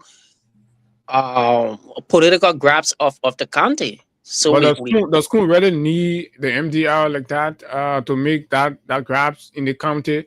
Just recently, he supported, endorsed, and ensured the election of one of his confidants in the backyard of Koga. So one would argue that all of this is just about the camera and of course the microphones. At the end of the day, Kun is grounded in Nimba. No, he does. We should not naively conclude that he is grounded in Nimba. No, he's not. Had Koga put in his preferred choice in that district, Kun would not have had the victory with his candidate. He would have not had that victory with Kennedy. If you go back to the results were not overwhelming as we have thought, because you even listen to Koga. Koga said he remained neutral. So how Koga put his feet down to say, look, I'm going to handpick a candidate, put in the race and endorse. You have to remember that Koga was the representative of that district for more than a decade. So he has a firm control over the people politically there. So it could only succeeded because he's quote unquote the vice president, and he was bankrolling activities, and Koga had being the vice president, being the vice president commands a lot. No, it does, but does it spread across the county to give him that commanding lead that the Unity Party got in 2023 when Senator Johnson was alive? No, certainly not. Currently, there are issues about neglect of the county politically. There are untold issues about how Senator Johnson died, that he was abandoned by the Unity Party. So those guys are still there that are haunting the Unity Party, including the Jeremiah Kun. Okay. So folks, continue to play. His name is Eric Paris. He's our guest here on the final lap of the conversation. Star 255 star 1 hash star 255 star 1 hash has $10,000 for each of our winners here on the show this morning. The moment we reach the threshold, we definitely do the draw and pay you the cash. But Eric, in your prediction on March, you spoke about the trouble thing. Is it of a real factor in all of what's happening now? The growing resentment for Kun. Is it about the political neglect and missteps that he has made since the election, or it boils down to the fact that he's not seen as a guild man as much as Koga is seen as one? All of those things play against the current vice president. Uh, you can remove tribal politics from our country. Politics is tribal, is local, as we would say. Kum, the name Kum is not associated with the people of Nimba.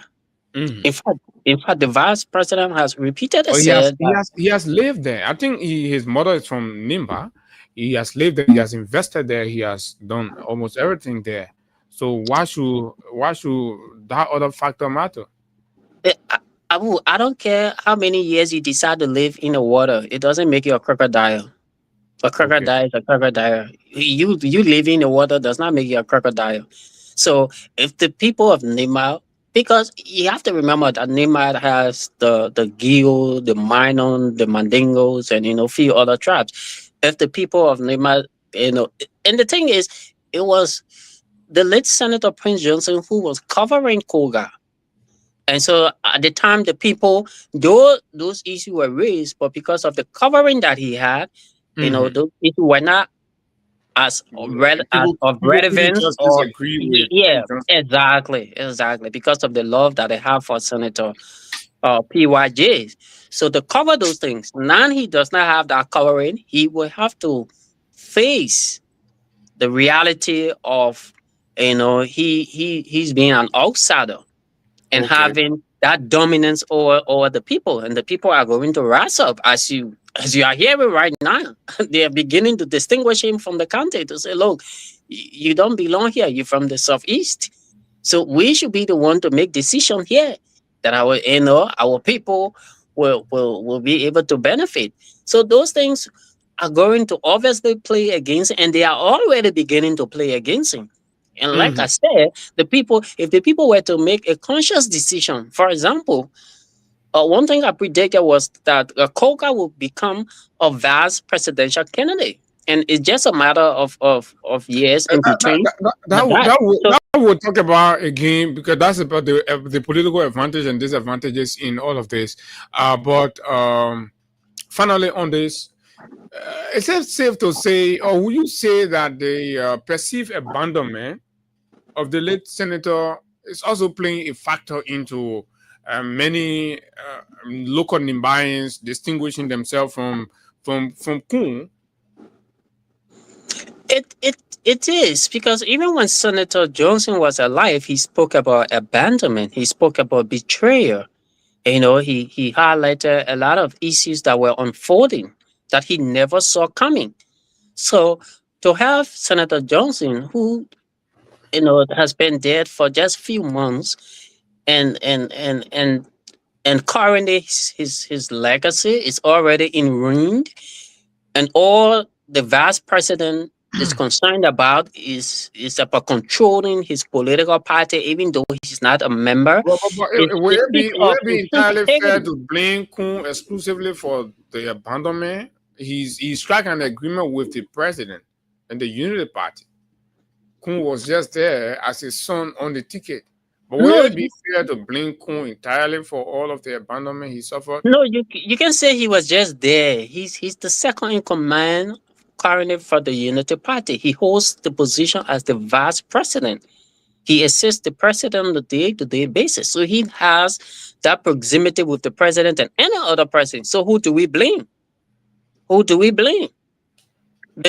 For example, the appointments that are ongoing in Nema County as alleged by Senator Sambia Koga, who is doing the appointment is the very Jeremiah Coon. So he has the bulk of the responsibility there. And if he's not living up to those things, the people of Nema feel betrayed. And they have got legitimacy to argue that point, that the vice president is not doing much for them. He didn't do much for the late Senator PYJ, and look at the way he died. So it's a serious situation.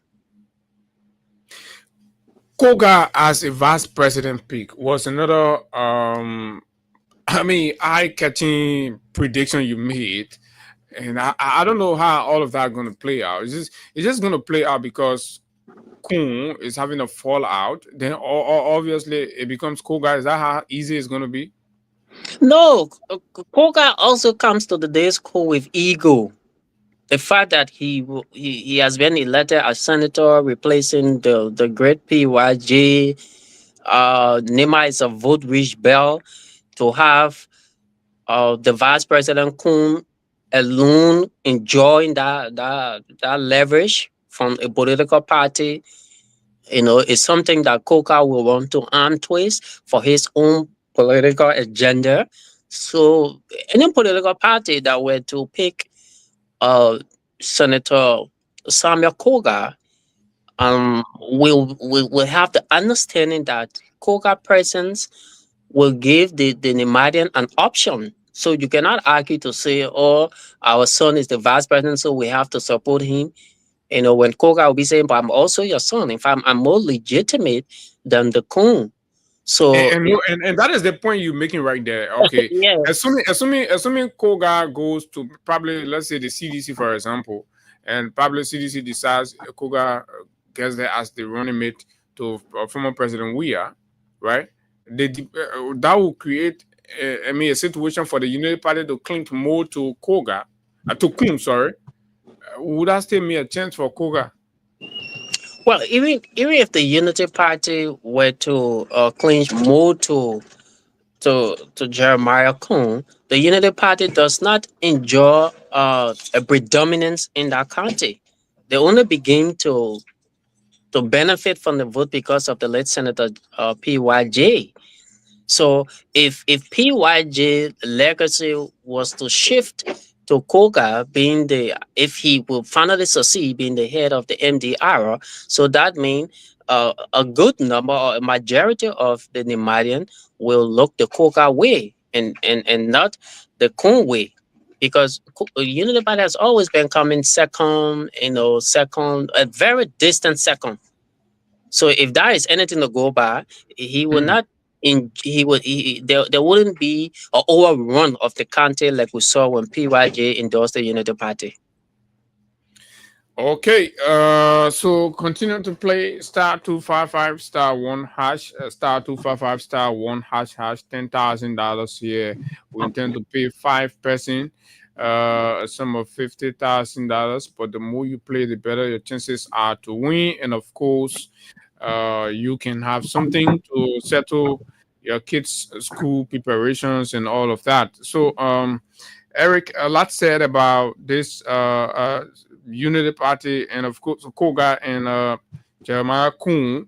Let's move now to our president. Recently returned from Japan on a 1-week visit for the TICAD 9 summit.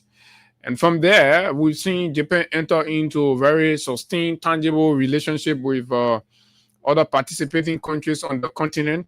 Liberians have been reacting to the president's trip, the size of the trip and all of that. And today, we have not heard any practical, tangible to point to. But people like you who are critical analysts of the political environment maybe see it differently. What's your take? Well, we see it like the ordinary Liberian. We do not have superior knowledge than our people. The people are the direct beneficiary of victims. Maybe you see a little beyond. No, we see it through the eyes of our people because the people are the one who are feeding the pinch or will be the one who will benefit from the trips. This is not the first trip of President Boycott. He has had several trips. If we were to calculate, I'm sure it's in the neighborhood of maybe 2 dozens since he became president. And if the people argue that uh, there are no tangibles to point out to, comparing his presence in Japan to that of the Ghanaian president, the Senegalese president, what they brought home for the people, and looking at ours. We all we're seeing is deepening ties, strengthening bilateral relations, a coexistence. Those aren't things that you have to travel with 40 men delegation to achieve. You could stay right in Monrovia there at the executive mansion and deepen tie. A cell phone conversation could have achieved that. So when you take a 40-man delegation to a country like Japan and you run the math by saying how much will it cost for each person on the trip, including the air ticket, the DSC, and all those stuff. And if you return with deepening ties, it's an affront to the ordinary people. You have to remember taxpayers' money being used for these guys to sleep in very expensive hotels, lavish life, and we saw most of them on Facebook eating and merrymaking. And that was not the essence of the trip. If the 40-man delegations because the president justify why those people were necessary on the trip. To have had what we call side events, meeting, investors and cementing agreement that will create jobs, strengthening our infrastructure. So did they meet investors? Well, what agreement did they cement? Well, if the only agreement that I'm aware of is strengthening ties. That's what we have been told. Like Ghana announced that they got $100 million to make to strengthen the agriculture. In fact, and also the Ghanaian president announced that Ghana signed just his visit to Singapore, signed an agreement where the Singaporean government is expected to build 10,000 bedroom hotel for one of the universities there. Yeah, in fact, the University of Ghana. Yeah, in addition to that, he cumulatively he got a $1 billion investment from Singapore. But that's just Singapore. Let's narrow it to the very Japan that our president went to. So he got $100 million, plus other commitments to make his country the hub of agriculture when it comes to using AI technology, right? What did our president return with? Strengthening diplomatic ties. Okay, and I mean, after wasting hundreds of thousands of dollars, and you return with strengthening diplomatic ties, is worrisome. We have to remember. What does that say to you about the depth and capacity of our foreign service and the personalities in our foreign service? Because these kinds of diplomatic engagements are things that should commence, at the level of the foreign service, and that before the president and his delegations arrive, they have made some inroads that the president goes and just pass on. I think this is troubling for how our foreign service under the current foreign minister is being managed, is operating. What does that say to you about the depth and capacity? What it says is that at the Ministry of Foreign Affairs, those guys are only online searching for every conference and seminar and summit to attend in order to have DSA. So once they Google and say, oh, which summit is this? Where will it be to inform the president? Mr. President, we have to go this place. They don't have prior arrangement with those organizing these summits and look at the benefit for the country. They only want to be participants. Liberia has always been participant under the Joseph Boakai government. That's why we came to America here and we returned with good English. He came here and met Kosovo president, and or whoever is the head there, and that was all. The same president said he had a WhatsApp conversation with Elon Musk, and today, what's the outcome of that? Zero.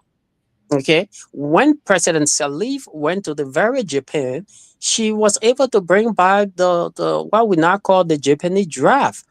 Yeah, what The they used first to phase be. of the Japanese Yeah, draft. very good. When President Weah went there, they extended that Japanese draft, and today is reaching ERWA junction.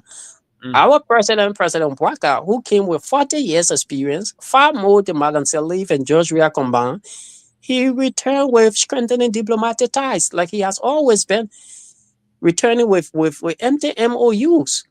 So I think it's about time that we remind the president to stay home, focus on the hardship that he asked us to fast and pray about. Even though when he himself was not fasting and praying, he was whining and dining, having a wedding anniversary and celebrating, while we were basically fasting and praying for the hardship to go away. We have never seen a Do you, country do, do doing you that. believe? Do you believe these failed diplomatic travels and engagements can, in any way, derail public confidence in the government? Has there been a public confidence in this government? I doubt They that. still, they still enjoy Maybe support some from of other the people. allies. Well, yeah, if your allies, will No, get no, no. But there are confidence in you. Liberians that celebrate them. The Liberians that still believe that, oh yeah, the government, they will do it.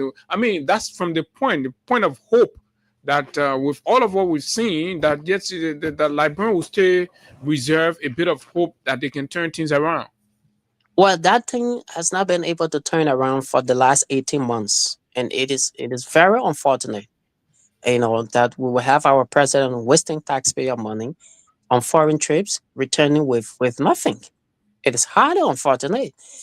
Especially where you and your colleagues, or your how you can call it, contemporaries, will go for the same mission, the same trip. You spend the same number of days. In fact, some of them spend less day. Most of them take less dedication.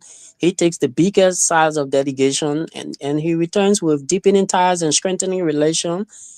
It shows that this president does not have his hands on issues that matter for our country, and it is the country that suffered the most. Pundit believes that the president woes continue to deepen as his long-term buddy and friend, and of course COS, have departed, as much as there has been uproar in the notable absence of the president from his funeral services and all of those things. But as a man who understands the governance system, what role is this for you? Generally, looking at the government losing Grisby.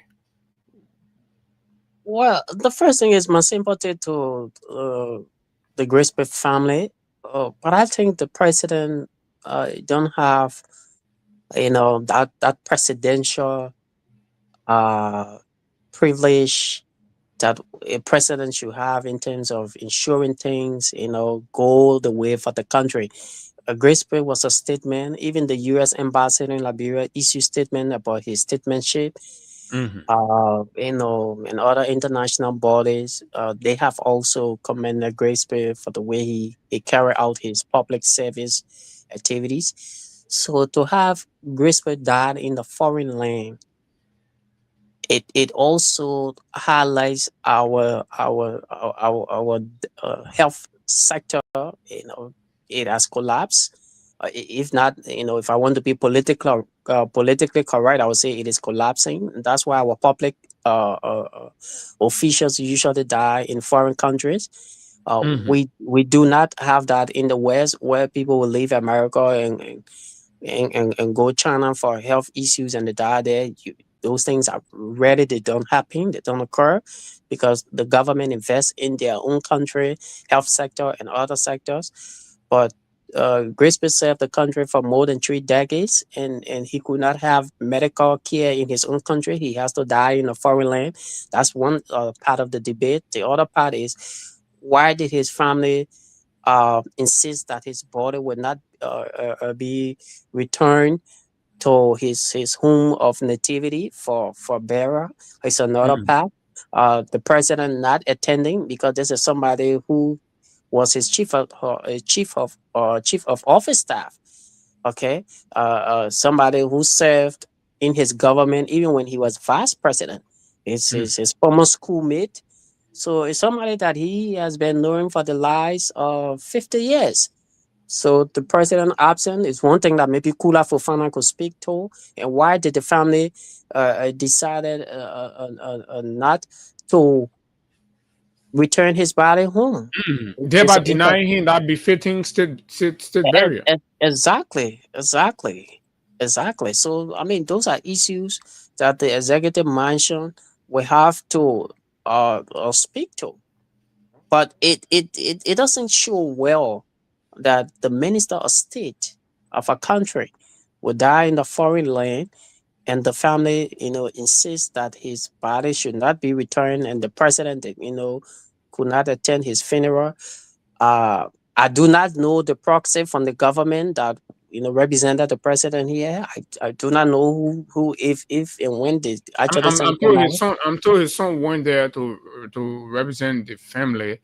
I think some members of the government, the Minister of Justice, was also there. Okay.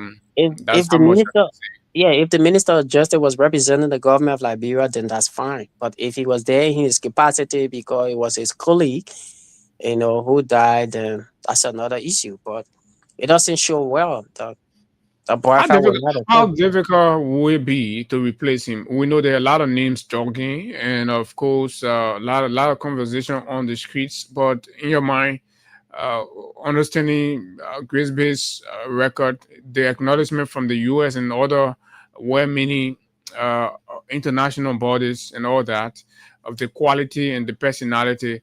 How difficult will it be for the president to pick? I mean, a fit for that seat. It wouldn't be difficult. Even when the man was alive, they were already plotting to replace him. Okay. The Unity Party saw him, the current Unity Party saw him as an outsider who did not struggle for the quote unquote power that they have right now. And he came in and became Minister of State and then started recommending people for appointments. It didn't go down with them. You have to remember that Grace Bill heavily supported uh, what's the Let's name? come in. ABC. Yeah, Alex Cumming. So he was already being fought in that place. So it won't be difficult. The only reason that you see the president has not maybe named someone is he does not want to show that insensitivity to the grieving family. That's all. But it won't be difficult. This man was heavily fought. Why, being Minister of State. Can So you predict names? Saying you are good at predictions. well,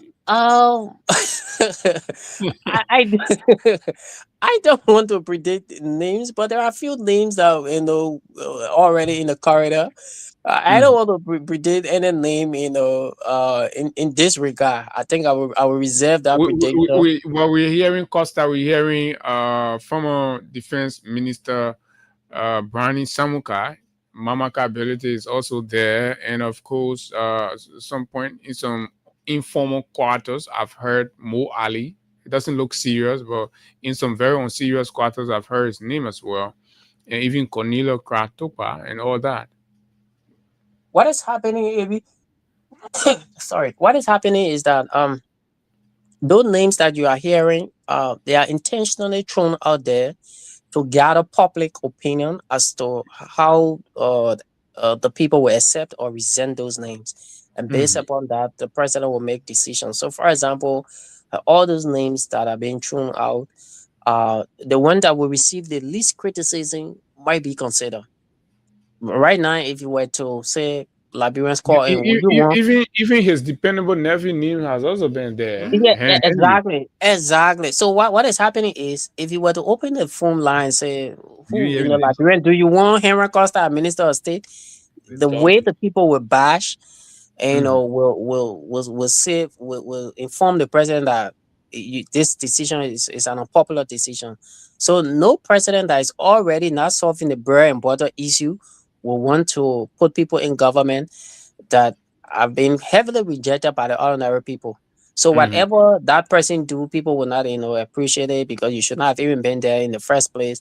So it is only there for public perception, to remind the president as to who Okay. to pick. All right, Eric. Lastly, and then we can go to the phone lines. But just before we do, folks, we are there. But just keep pushing *255 *1# *255 *11# and certainly your money are already started going to your phone. We'll just call to confirm, right? Money have already started. The system is automatic. So keep playing *255 *1# *255 *1##. And so, Eric, finally, this point about the CDC eviction, law and politics. Where do you see it from? I listened to a very incisive piece from Councillor Tiawon Gonglo about the nature and the action and all of that, and there's been different views about it.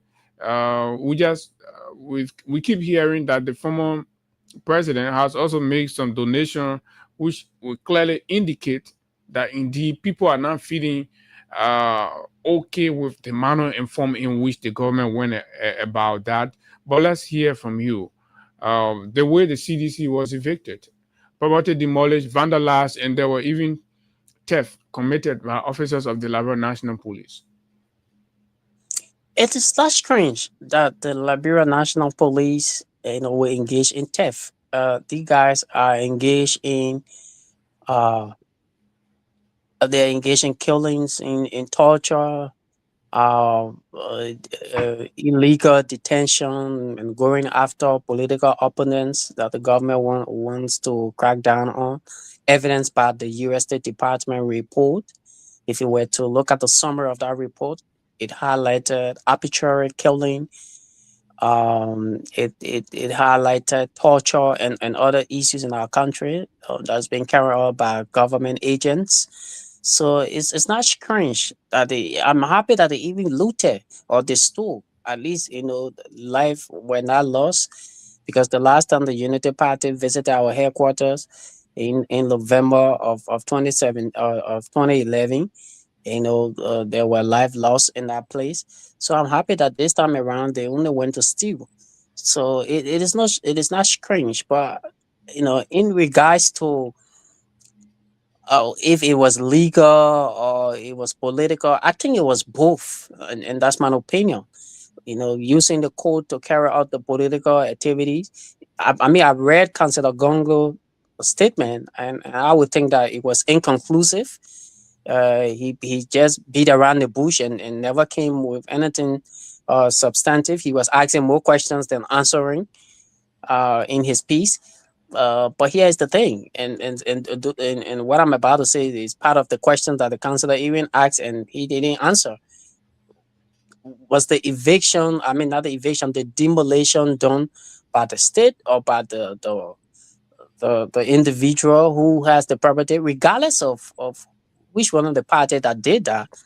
The point is, you cannot begin to destroy personal belongings. I'm not talking about the structures that were on the land, like those buildings and all kinds of stuff. I'm talking about the personal belongings, people mattresses, people passport, women. Laptops and other Yeah, things. exactly. You cannot begin to destroy those things or loot those things, even if the land is yours. No one has the right to do that. And I'm told the CDC will have a press statement today, to address that. And I'm also getting information that they are also, they have instructed the legal team to pursue legal action against the government of Liberia and that of the property owner. But so they are doing an inventory about all of And you support that as the right way to go about it. Do you trust the government and the system? Well, I don't trust the court system in our country, but it's the only thing that we have to go through right now to attempt to seek justice, because it's just an attempt. Okay, lastly, and then we can take us this news about $2.8 million being the General Auditing Commission is reporting some $2.8 million that have gone in thin air at the Ministry of Finance with no documentary, no receipt, no delivery notes whatsoever, absolutely nothing to show. And these things are coming up.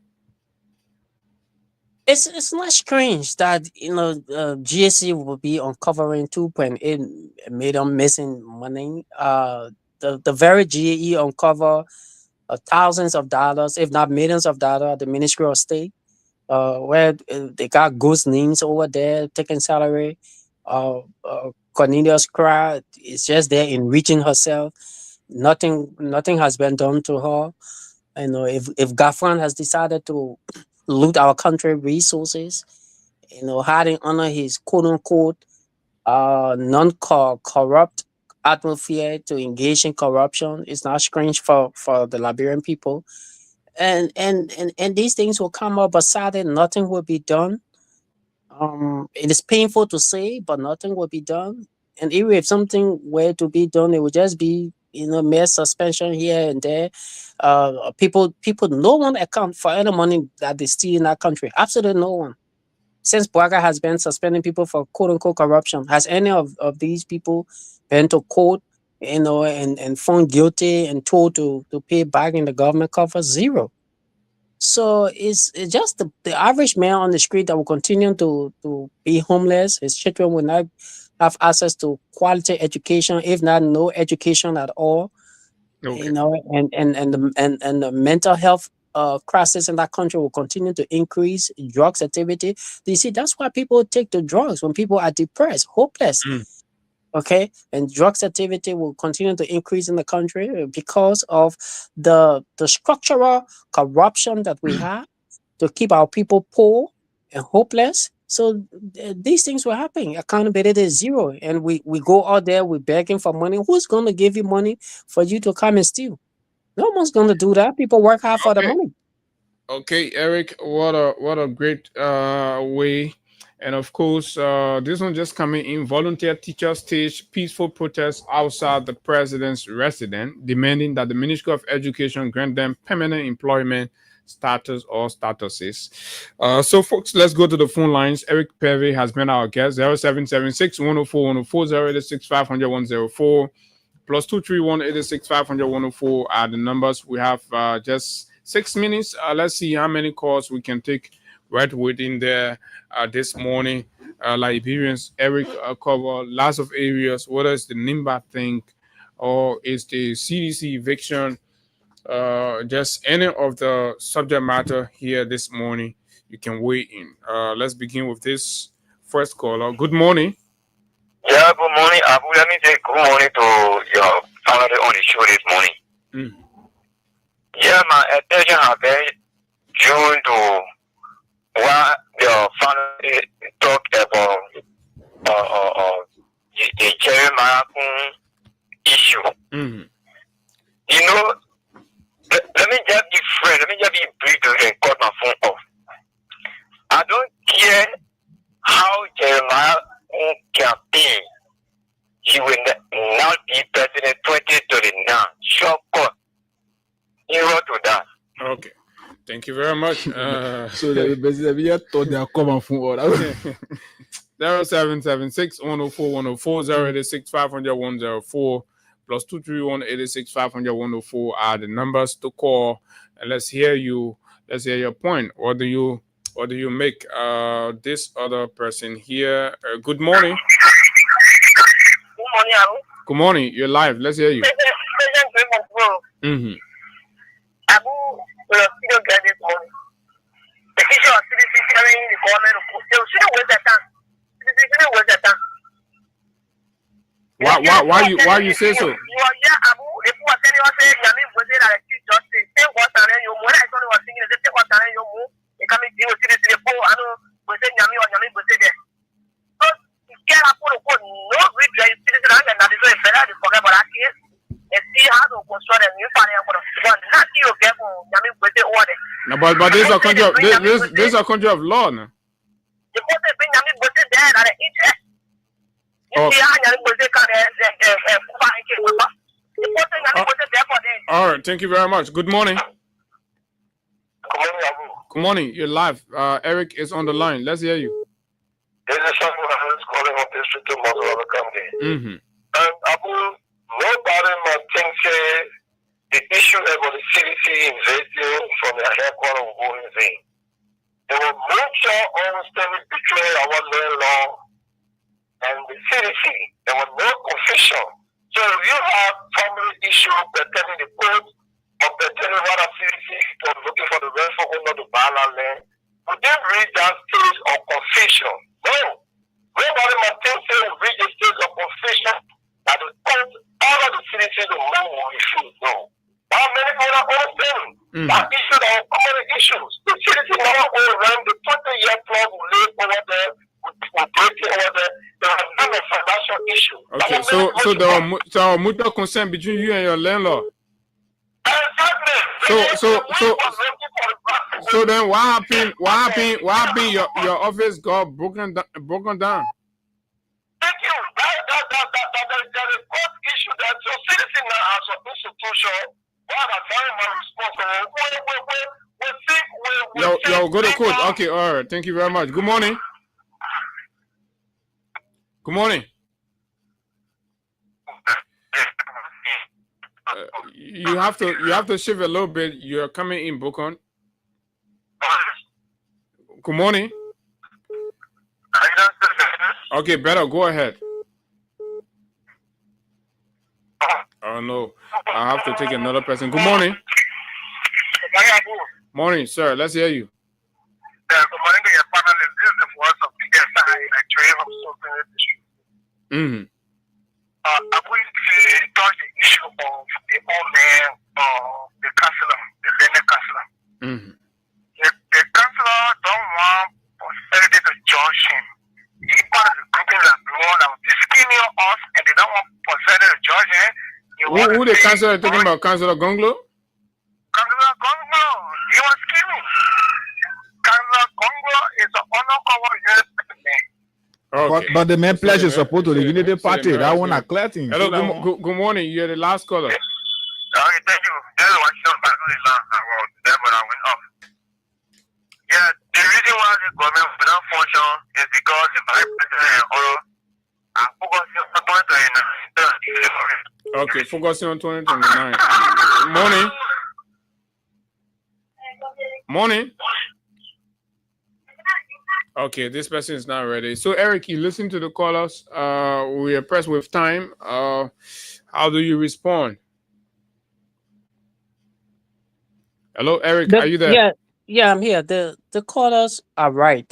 This is my first time to see a government elected for 6 years. They have not gone 30% of the 6 years, and they're already talking about re-election, when in fact we have issues like poverty claiming, corruption claiming, drugs killing our young people. These are issues we would have thought that the government would have preoccupied themselves with in terms of addressing. The UNICEF did a report, and they say more than 40% of school-going children are out of school. You know, these are issues that should claim the attention of any serious government. But to have the government more concerned about 2029, the question is, why do you need 2029 when you already have 2025 and you're not doing the work you've been elected for? It is unfortunate. The painful part is that the common citizen will continue to be the victim. Our health sector has collapsed, if not collapsing. Pregnant women put into bed right on the street. Hospitals that should be open for them, rejecting them because they can't afford. You know, these are horrible issues that the government has played a very blind eye to. And the only remedy that they have is that they are repeatedly telling us to fast and pray.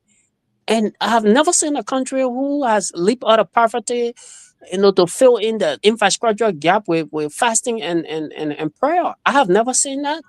I'm not sure God is even going to, you know, of all that he has to do to be considering such prayer when he has given us the brain, he has given us the resources that Liberia has is in abundance. If only our leaders can concentrate on how to utilize them, cut down waste and abuse, cut down corruption, you know, fight injustices, the country will develop. The country does not develop because you fast and pray. No, it doesn't work that way.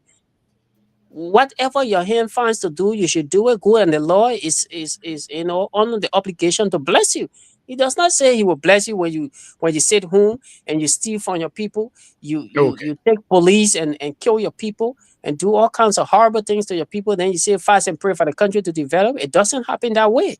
So Liberians need to continue to engage the government to deliver and let go of this 2029 nonsense that I see they running around here with, when they are being given the 6 years to run the country. And instead of running the country, they're talking about 2029. It's unfortunate, Abu. Look on the street, go around, see pervasive poverty, hopelessness.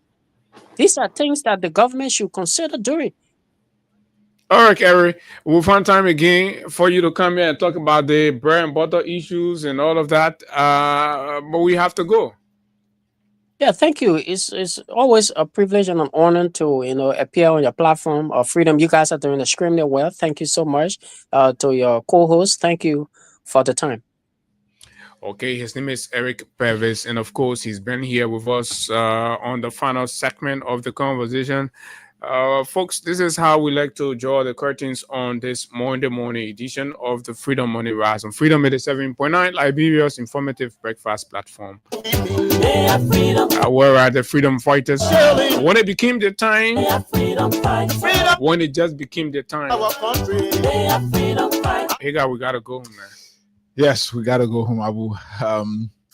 Too many things happening. Too many things I saw this morning on the internet. Everywhere. Yes. And as we speak, the MCC, I posted the MCC's video on my page. MCC is not thinking about fixing her backyard. The building that is hosting them, they are not thinking about fixing it. As I'm told, this morning they are on Macklin Street, giving marketers hell. For what? We don't know. We talk about that and others that will come up between now tonight on to tomorrow's edition of the program. Until then, there is no good in saying goodbye. Let's keep the peace of Liberia. This country will not burn. Most definitely. Time so high, everything going crazy, everybody going banana. Water rescue. But look, man, we were here and we will be here tomorrow. You should be there. Until we see you, do have yourself a wonderful time. Bye-bye.